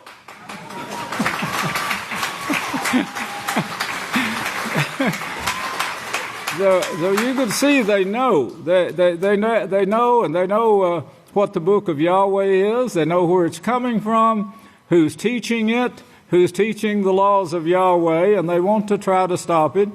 And of course, Yahshua says, unless they can destroy the heavens that govern the earth, they will not stop this message of the kingdom from going throughout the universe. And of course, I believe the prophecies. The prophecies is the only thing that shows any safety in this world. The people that are preparing to save your life is preparing themselves a bunker. That's how much they trust what they're doing to save your life. Well, anyway, this Vatican, they have given all the information out to all of their leaders, and of course their scribes and hypocrites, as Yahshua called them. I'm not running them down any more than Yahshua did when he called them, you Pharisees, Sadducees, scribes, you hypocrites. And Yochanan did the same and said, who invited you out here to receive eternal life? You need to go back to the serpent's belly and try to call on your gods for help. Well, what they're doing, they're trying to stop the work of Yahweh. They're trying to stop righteousness from taking place.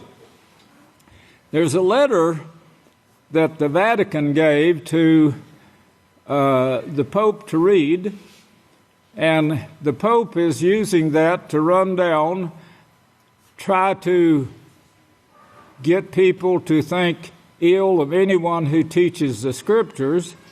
The headlines read, Pope Francis, for Pope Francis, legalism makes Christianity stupid. And of course, he's talking about the laws of Yahweh. I don't think they've even considered what the man is saying.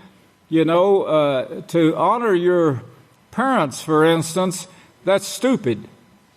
To restrain yourself from stealing, that's stupid, isn't it? To keep from picking up a gun and going person hunting and have a mass shooting in a school, to train your son differently and your daughters differently, that's stupid. That's what the Vatican, that's what the serpent is telling the divining serpent, which is the Vatican, to have the Pope read. And they wrote him a letter so he can read that letter in public, which he did. And of course it's published to all the Catholics and a few others. Anyone can get it. But this kind of shows where the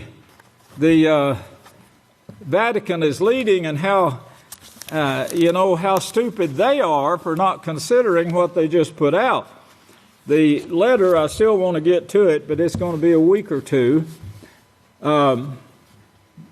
Today, early this morning, I don't know what time, I guess it's 8:30 or so, 8 o'clock, the news article that I think it's reached the whole world, the entire world. Yisrayl Hawkins breaks down history of the Bible and reveals secrets scholars have longed to know in this new article. Now, I hope all of you have read it. If you haven't, I'd ask you to do so. This was put out, that is published November the 4th, 11/4. The total headlines was 65,692 at about 8 or 8:30, I think. They called me back later and said, at 9:56, and said it was up to 69,281. I said, tell me when it tops 70,000. And they called me just a few minutes ago, and it's up to 70,011. 711. You better write that number down, check it out. 711. So it's climbing, I guess, at about 2,000 an hour. There's a lot of journalists this time that they sent me that pulled this up on the other distribution that we have. That's reaching 87 million right now, 252,566. And a lot of new journalists have picked this up from these that haven't before, from Australia, Canada, France, Germany, India, Kenya, that's Rwanda. Kinronda is their spelling.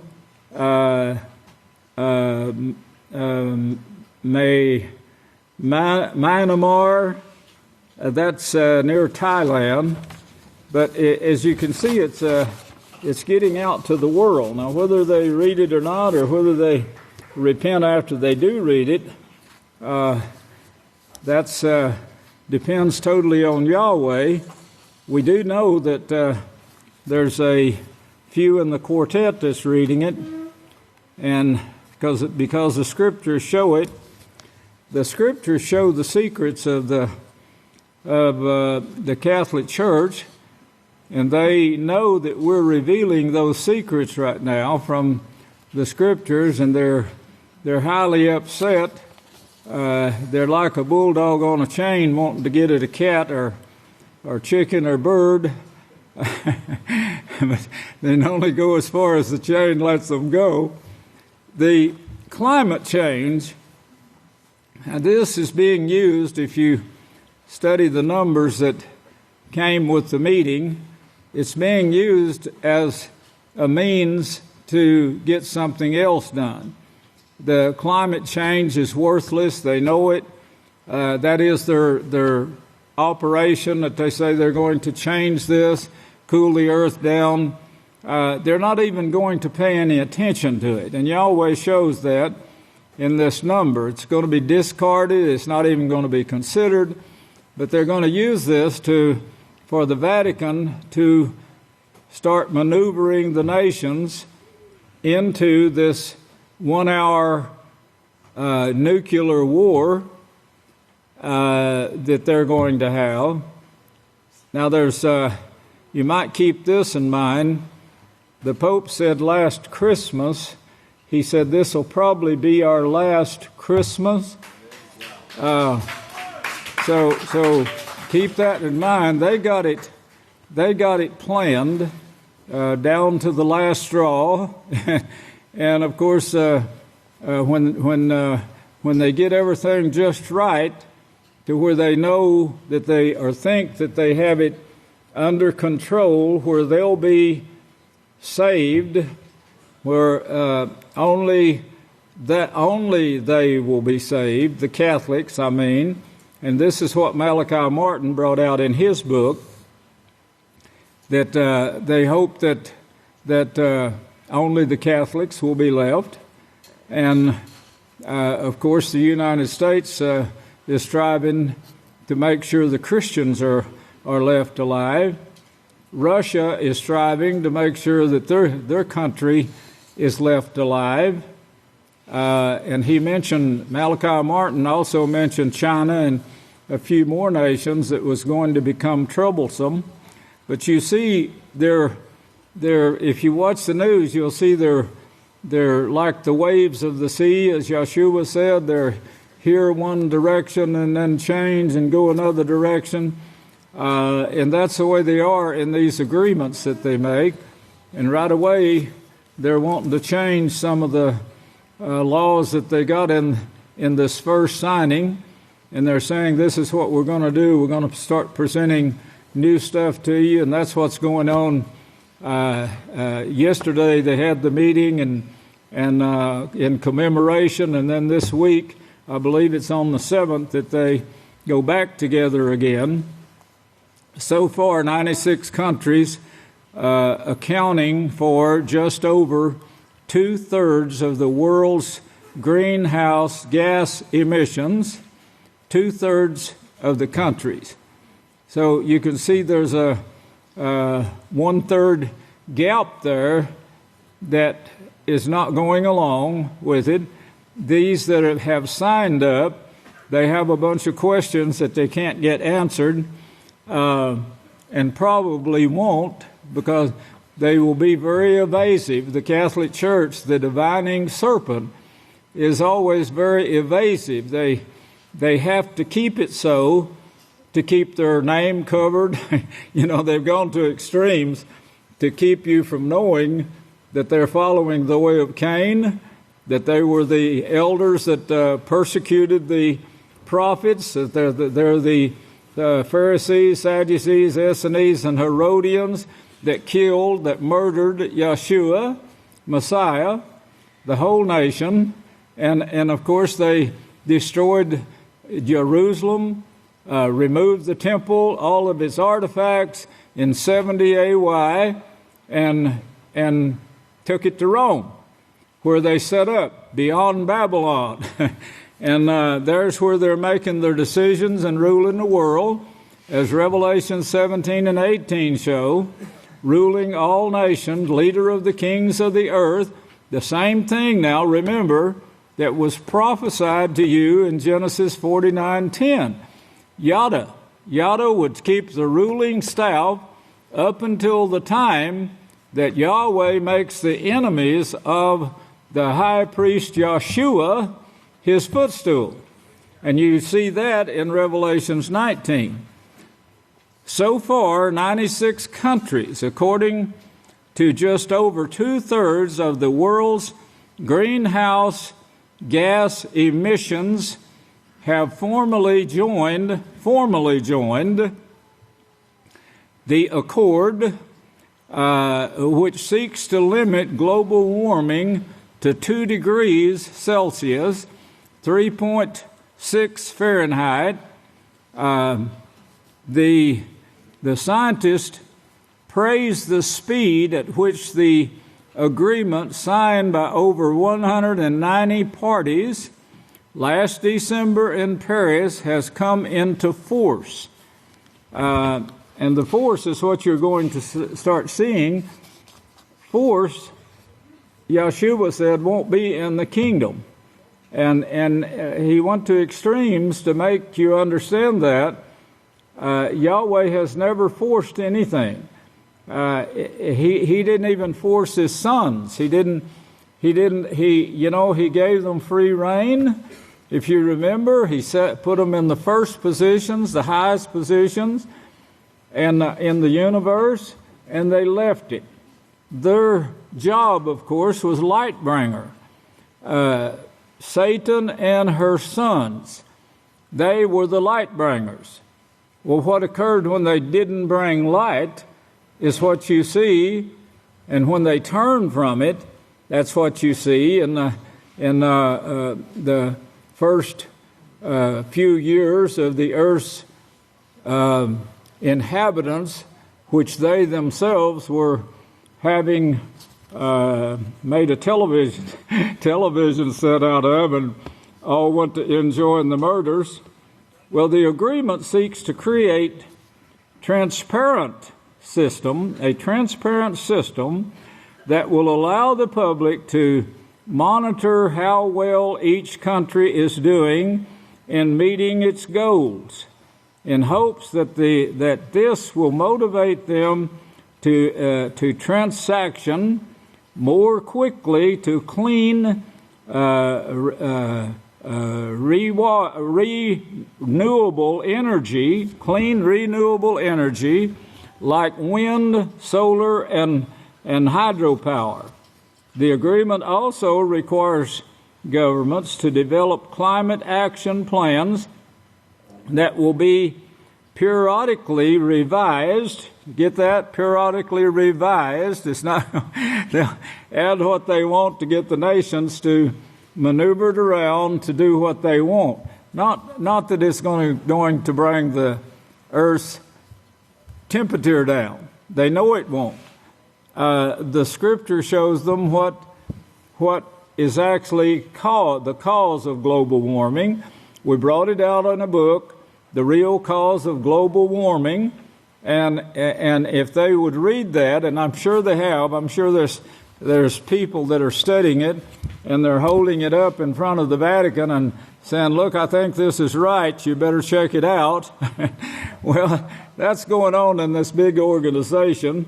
This big organization that you see on the 7 hills of Rome is not just run by the sodomites who have actually confused their minds so much that they can't count to 3. It's actually being run and maneuvered, and the more you see the Scriptures, the more you understand why they're doing things so foolish and saying things so foolish. That they're being maneuvered to do so. Satan and her sons has a great influence. They have a really great influence. And right now they can use it. That they won't after we chain her, so to speak, and take the power away, the power of deception away from her. But right now, if you just think of the power and the influence it took to to deceive Eve. And, here was a perfectly righteous couple, perfectly made for each other. Their bodies were functioning perfectly, forever. They had a forever body, and it was functioning well. They were very joyous, set in a joyous atmosphere. It couldn't have been better. And yet they were persuaded to go another way where Yahweh said it was going to bring death. And they took that chance. That is, Eve took the chance. Now this took some doing to get that to come about. It didn't just occur at the snap of a finger. And the influence that you see there and what you see coming forth from the 7 hills of Rome is very strong. The great persecution and hatred that the elder just brought out in the sermon, these people don't even know us, but yet the hatred is extreme. They don't know that we're teaching the Holy Scriptures, that they could read for themselves and probably have from time to time, and that we're living by those Scriptures. They want to, but can't. They fear. They think they've been told, you can't do this. And of course that puts a mental block in their mind, like the preacher that told me, well, it's impossible to keep the 10 Commandments. And I said, well, which commandment is it that's impossible? Which one are you having trouble with? Well, he couldn't answer, of course, or wouldn't. But maybe he's too embarrassed to admit. But what we're seeing here is a great influence, a power. There's a force surrounding the earth, Yahweh says, surrounding the nations, a power surrounding them that you've been pulled out of, and your minds have been opened to understanding, or you wouldn't be here. Yahweh said, I think it's in Hosea, he said, I called Yisrael from a youth, and I called my son out of Egypt. But he said, the rest of you, all the rest of you, the more I called, the further away from me you got. Now, Yahweh shows that he can bring you out of this if it fits his plan. But he's not going to, he's going to let them have free rein to do what they want to do. They rejected him, so he withdrew from them. That he told them the right way, and then they rejected that. The Apostle Shaul in Romans, the 1st chapter, wrote a book to them, trying to tell them where they had went wrong. And he said, you all have reprobate minds now. Think of that. All of you sitting on the 7 hills of Rome have reprobate minds. I'm not running you down when I tell you this. I'm not running the Pope down for reading the stupid letter that made him and the whole Vatican look stupid for reading this thing to the public. I'm telling you what it's going to do to you. More people are going to leave your church than ever. You can't tell people not to train their children. It's stupid to train your children. Legalism. Don't give them a law to abide by. Tell them, run that stop sign. That means nothing. Don't stop at these red lights. Well, that's the stupidity that they're putting out, and it's hard to believe, that anyone that even has a piece of a mind would tell their children, don't obey the laws. Legalism makes you stupid. Well, you can see what the stupid idiots are bringing forth now while they build themselves a bunker that they think is going to save them. How hot does it get underground in a bunker when a nuclear bomb is dropped near it? You know, this is going to burn the earth. How deep did you go with that bunker? The only ones I saw sitting near the top of the ground. Have you got one that goes way down in the ground? Did you know it gets hot down there also? Well, you know, the stupidity, I don't know if anyone ever considered what they were saying here, but they said it. And they're so pleased with this agreement they've got here. Seems like what is being written here is to encourage the people thinking that the Pope, that the Vatican is going to save the world. The Vatican, the Pope, Hillel and all of her sons, they don't have their mind on saving anyone. They have their mind on destroying mankind, as Yahshua said. Unless they can destroy heaven and earth, these laws are going to rule the universe. That's what he said, and he kept preaching this over and over. So he knows that the prince that was coming, he knows that it had nothing in common with him, nothing in common, and when he comes, it will be separate from sinners. And he brought that out loud and clear, him and his disciples. But this is a hoax. All of it is a hoax.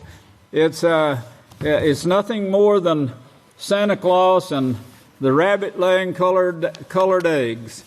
Same lies. World War III update. Global war could start in Suwalki Gap, a territory separating Poland and Lithuania. They are kind of like Caspar Weinberger, who wrote The Next War, the book The Next War, where he painted a scenario that showed several different things that could lead. Already in his time, when he wrote that book, there were several different things that's been added to by the thousands, but now showing how easy it would be to start a nuclear war. Well, the Vatican, the divining serpent, and her helpmates from heaven, the heavenly beings that's been cast down now but are ruling from Rome, cast down with Satan, they have divined this thing to where they got it almost perfected in bringing one trick at a time to the world, to the nations, and they're maneuvering them like a great chess game. They're maneuvering them to get it all lined up before they actually pull the trigger. But that won't be long. It's going to be in this generation. And if the Pope was giving any hints away, it's going to be before Christmas sometime. However, in a CNN article, David Endelman, editor of the World Policy Journal, raises the possibility that the next global war could begin at Suwalki Gap. It is a vulnerable spot, stretching 60 miles, and with a critical rail line which separates Poland and Lithuania. It also links Russia with Belarus, a staunch ally of Putin. So this is just one. He's written several pages, but just one. And of course, the federal local officials tell you now, they're warning you right now to be on alert after warnings of possible terror threats. This right here could be an act set up by the governments right now to, maybe like the 911 and the Twin Towers destruction, that where they are told by the Vatican to bring this certain thing about in the United States, to create another situation where we're just forced to retaliate. And we make a move equally as stupid to bring about this war. So one thing leads to another, and the Pope, Malachi Martin said that the Vatican is great also at using propaganda, and he didn't say direct lies, but he said propaganda, and he went on to explain and he even gives scenarios that they were lies, but he never did use the word lie. But the federal local officials, on alert after warning of possible terror threats, and that's in, one of them is Texas, one of the New York and Texas. So that's the second one. U.S. intelligence community warns of possible Al-Qaeda terrorist attacks in U.S. on Monday. That's day after tomorrow. They're warning that these attacks might occur. And, of course, if this is brought about, then the next thing they're going to do is make a move to retaliate, which will bring about another retaliation, and another, and another. And, of course, Yahweh showed in the first book of Genesis that out of this same thing, this same routine, will come continual war. He showed that. All of this was preached in the beginning. U.S. intelligence now, and this is Monday that they're saying, day after tomorrow, they're saying, be ready because this could be. And probably they're saying, this will be more spectacular if it comes true. It'll be more spectacular than 911, the Twin Towers. Potential terror threat aimed at 3 states before elections. Texas possible target. Texas is just one of the possible targets. New York and somewhere else.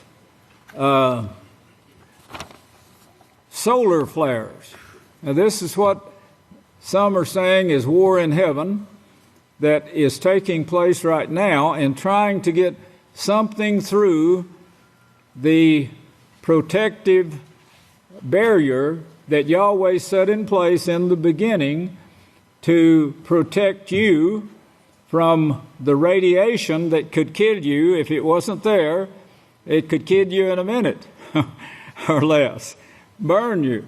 Solar flare radiation burst, cracked Earth's magnetic field, caused radio blackouts, and so forth. Quite a bit of information on that article. Well, of course, all of this now is being brought out by Satan, her sons, who appeared before Yahweh, and of course this is recorded in the book of Eob. The number 11:5, that's today, I do believe. It means cancellation, disannulling, to put away, a setting aside, disannulling, and to put away, for putting away, literally for putting away, with reference to sin. Well, that's what we're doing. That's our job. and I thought that was neat because I had my sermon made out, and then someone said, "Did you see today's date?" And so I looked it up, and And sure enough, it's talking about our job. This is our job. Their job is to try to destroy heaven and earth. Our job is to put away sin and to expose their sins. That's what Yahshua did, if you remember, in Yochanan 15, verses 22 and 23. He said, the reason they hate me is because I've exposed their sins. They have no cloak for their sins now, so they hate me. In Hebrews, if you'll turn to Hebrews 7, we'll get a couple of scriptures in here. Hebrews 7. Now this is talking about Yahshua and prophesying what Yahshua would be like. Did he fulfill those prophecies? Everything in history says he did. And his enemies even admit that he did. That he had no sin at all. He changed the world from AD to BC. BC to AD. Of course, that's another lie. You know, it's one lie after another with this. All their religion, their whole religion is based on lies, but lies that are covered up with other things. You know, that's how Jesus Christ evolved, they said. The name Jesus Christ. It just happened to be the names of gods, two gods, but it evolved into English. Jesus and Christ. And of course, the J, it had to do it after there was no J in the Hebrew language, none in the Greek language, and still not today, by the way, but we have it in English language, the J. And it was put there in the 1600s, just a few hundred years before I was born, put in the English language so they could bring forth more deception. These things were all divined, you know, ahead of time to bring forth this deception. But in Hebrews, the 7th chapter, we see that Yahshua was prophesied. You see that in Psalms 110, that he was prophesied to be like Melchizedek. Melchizedek was a righteous priest. He also taught the Peaceful Solution Character Education Program. Yeah. He taught peace, Melchizedek, and that's the first few verses there. But look on over to verse 18. He says, now there comes about, on the one hand, the annulment. The annulment. That's what I just read you, this 1105, 11.5. That's what it means. And that's our job. There comes about the annulment of the weak and the unprofitable. Well, what do you see in the plans of the Vatican today? You see weakness in mind power. You see confused minds. Their minds are eat up with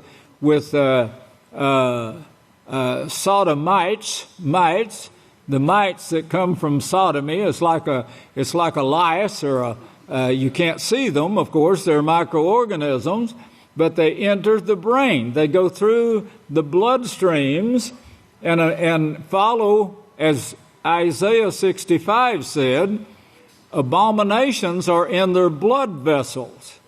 And they follow those to the brain, of course, and that brings forth the confusion. Now, you can change your DNA from what Yahweh originally created it. And I brought this out many times. You can change that DNA from someone who would seek righteousness to a DNA that makes you think you're stupid if you even consider following righteousness. You can change it by practicing laws that Yahweh set for you to follow that would actually make you live forever, but you can break those laws, health laws. You can break you can change your DNA by listening to and following falsehood that comes from gossip, that comes from preachers. The Apostle Shaul said, if you listen to them, he said, you might rather want to follow them. So listening to them will actually change your DNA. Your DNA is that pipeline that shows your body and its makeup, and it goes throughout your body. And of course, they think they can operate on it now. The scientists have got acquainted with this some, and they think they can operate on your DNA and take this little bitty piece out that it takes a micro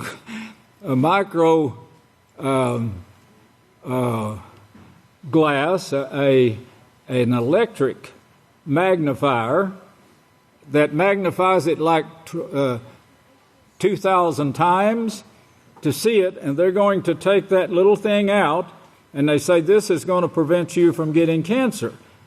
One kind of cancer in maybe your liver. It doesn't prevent that one from the brain, or doesn't prevent the sodomite from going through the sodomy line to the brain or to the lungs, but it will prevent this one little thing. Do you know how many trillion of those there are in your body? Well, most people don't. Most people never study DNA. They don't study the cells that make up your body. They don't know that you're made up of trillions of kingdoms of microorganisms that are all working to keep your body in shape. And of course, eating the wrong kind of food, eating pork, is one of the things. Following the priests that eat pork, Isaiah said, Isaiah 65:5, they're following the priest on the 7 hills of Rome that eat pork, and the abominable things are in their blood vessels. Hey, this is telling you something here, that you need to guide your mind and your eyes on everything, because if you listen to them, you might rather want to follow them, like Eve did. The thing to do is get behind me, Satan, and never let her put anything like that in your body. So in Hebrews 7 and verse 18, now there comes about, on the one hand, the annulling of the weak and unprofitable, which is, this is the Yada who still holds the staff, the ruling staff, and he's sitting now on the 7 hills of Rome. And they call it Vatican City. Now, of course, the priests died all the way up from Moshe to, and they're still dying, but they're still holding that ruling staff. And his brothers praise him. Don't forget that in these last days. Your brothers will praise you in these last days, and you'll have your hand on the neck of all your enemies. And that's what they're doing right here with this article, where they got the people to sign this thing that they don't even know they signed, don't even know what they signed, and they're going to be changing it as I just read you, but they got them lined up to unity. The Pope has been speaking unity. Did you get that this week? Well, the Vatican says we got to bring about unity in all of these nations. They've got to agree with us. But what they're calling unity now is not unity in righteousness, which would keep war from taking place. Unity in righteousness will stop retaliation in its place, vengeance. It will stop that. You'll instantly put it out of your mind. You won't retaliate. If someone makes a mistake or pulls the wrong trigger, it would stop right there. It wouldn't lead to a nuclear war. We don't have that in the world today. What we have here is the weak and unprofitable because of the law which came before it. Now, what law is he talking about? Well, Christianity says it's laws of righteousness. Well, that shows how stupid they are. They could have read a few more verses and they'd have found out it's the law of the priesthood that started back in Genesis 49:10. with giving Yada the staff. He would be the lawgiver. And the world would follow him in these last days. But now, these are the priests. It's the law of the priesthood, which never made anyone perfect. No, they brought them down. This priest, you heads of Jacob who hate righteousness. These were the priests. And the priesthood, owned and operated by Yada. Yada, who dares arouse him? He's like a lion. Who can make war with him? He's like a lion when he's aroused. He's unforgivable. He wants to retaliate and does. Well, there comes about here in this the annulment of all of this. That's our job. The Pope knows our job because the Vatican's told him. I don't know if he understands it or not, what they told him, but they've told him to be on the lookout and say every evil thing he can about the man who thinks he knows it all. That's what they call it. Well, we are dealing with the man who does know it all, the being who created mankind and set him here on earth and gave him laws to follow. The laws they rejected, his own Yahweh's sons rejected it, his wife rejected it. They all turned and went to work for the insurance company. And well, you know, they had to have hospitalization. If they're not going to follow Yahweh's laws, they got to have hospitalization down the road somewhere. And so they all quit and followed that trail. But you, brethren, be strong. May the peace of Yahweh be with you. That's what that means. Be strong. Fear not. It's going to get bad. We see right now they're giving us all kinds of warnings that this is going to take place. Texas is one of the places that the house of Yahweh sits. We have the house of Yahweh sitting here in Texas.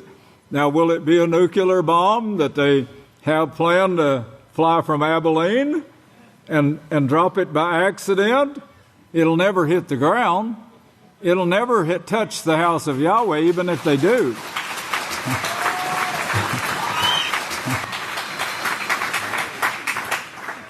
I don't know if you know it or not, but just about the time when I was moving to Abilene, when I was being brought from Cross Plains to Abilene, there was an accident from a B-1 bomber that flew over this area and dropped a bomb. It didn't go off, but they dropped it, and that's on record. If it had gone off, if it had exploded, we wouldn't be here today. This was a huge bomb, and it would have wiped this country out right here, plus Abilene. It would have wiped out Abilene, and it would have made it unlivable for anyone for 1,000 years to come. Now, whatever they have planned, Yahweh knew it in advance. He's not going to get caught in the dark on anything. He planned you. He called me from my mother's womb through a 1-year-old boy and told them, and he tells me, he named me. I named you. You didn't know it was me, but I did. I gave you that name. He called his son out of Egypt. Yeah, Yahshua he called out of Egypt. Now he says that in one place, both of us, mentions both of us in one place. And he said, you came to me and you started doing my will. But the more I called the rest of the tribes, the more they went the other way. He's trying to get you to understand that few there be that are going to be saved in this time period. Few. we're going to do the work of millions. Each one of you, once you get your subconscious mind, you'll be able to handle things like Yahshua is handling things now. He's in full control of Yahweh's house. Behold the man who builds the house of Yahweh. Behold him. That means protected. That word behold, it means to teach, train, take care of, nourish, and so forth, to bring forth this work that the branch is doing. That branch is all of you. Me and you, all put together in unity. And we're doing it. We're reaching all these nations with the words. And one of these days, not too long from now, you're going to see the quartet, actually what is left of the quartet, you're going to see them bow to Yahweh in front of Yahweh. Now, I would say these are the ones that are reading our literature right now. I do know that it was put in front of them in the White House. In fact, almost every room of the White House had our literature and the peaceful solution, and they were reading it. I'm not going to spell out the names over the air, but they were all reading it. Everybody that came into the White House was seeing it and picking it up and reading it. So we know that that this is reaching a lot of people and has reached. So every time they hear the word Yisrayl Hawkins or House of Yahweh, they're like that chaplain in the prison, you know. It rings the bell. Yeah, I remember that name. I remember seeing that literature. It made sense. Well, the quartet is like this. It's made up of a lot of people, millions and millions of people. And of course, they're going to all get together one of these days at the house of Yahweh, under Yahshua's feet, kneeling at his feet. May Yahweh bless you, and I'll turn the services back to the next leader. I love you.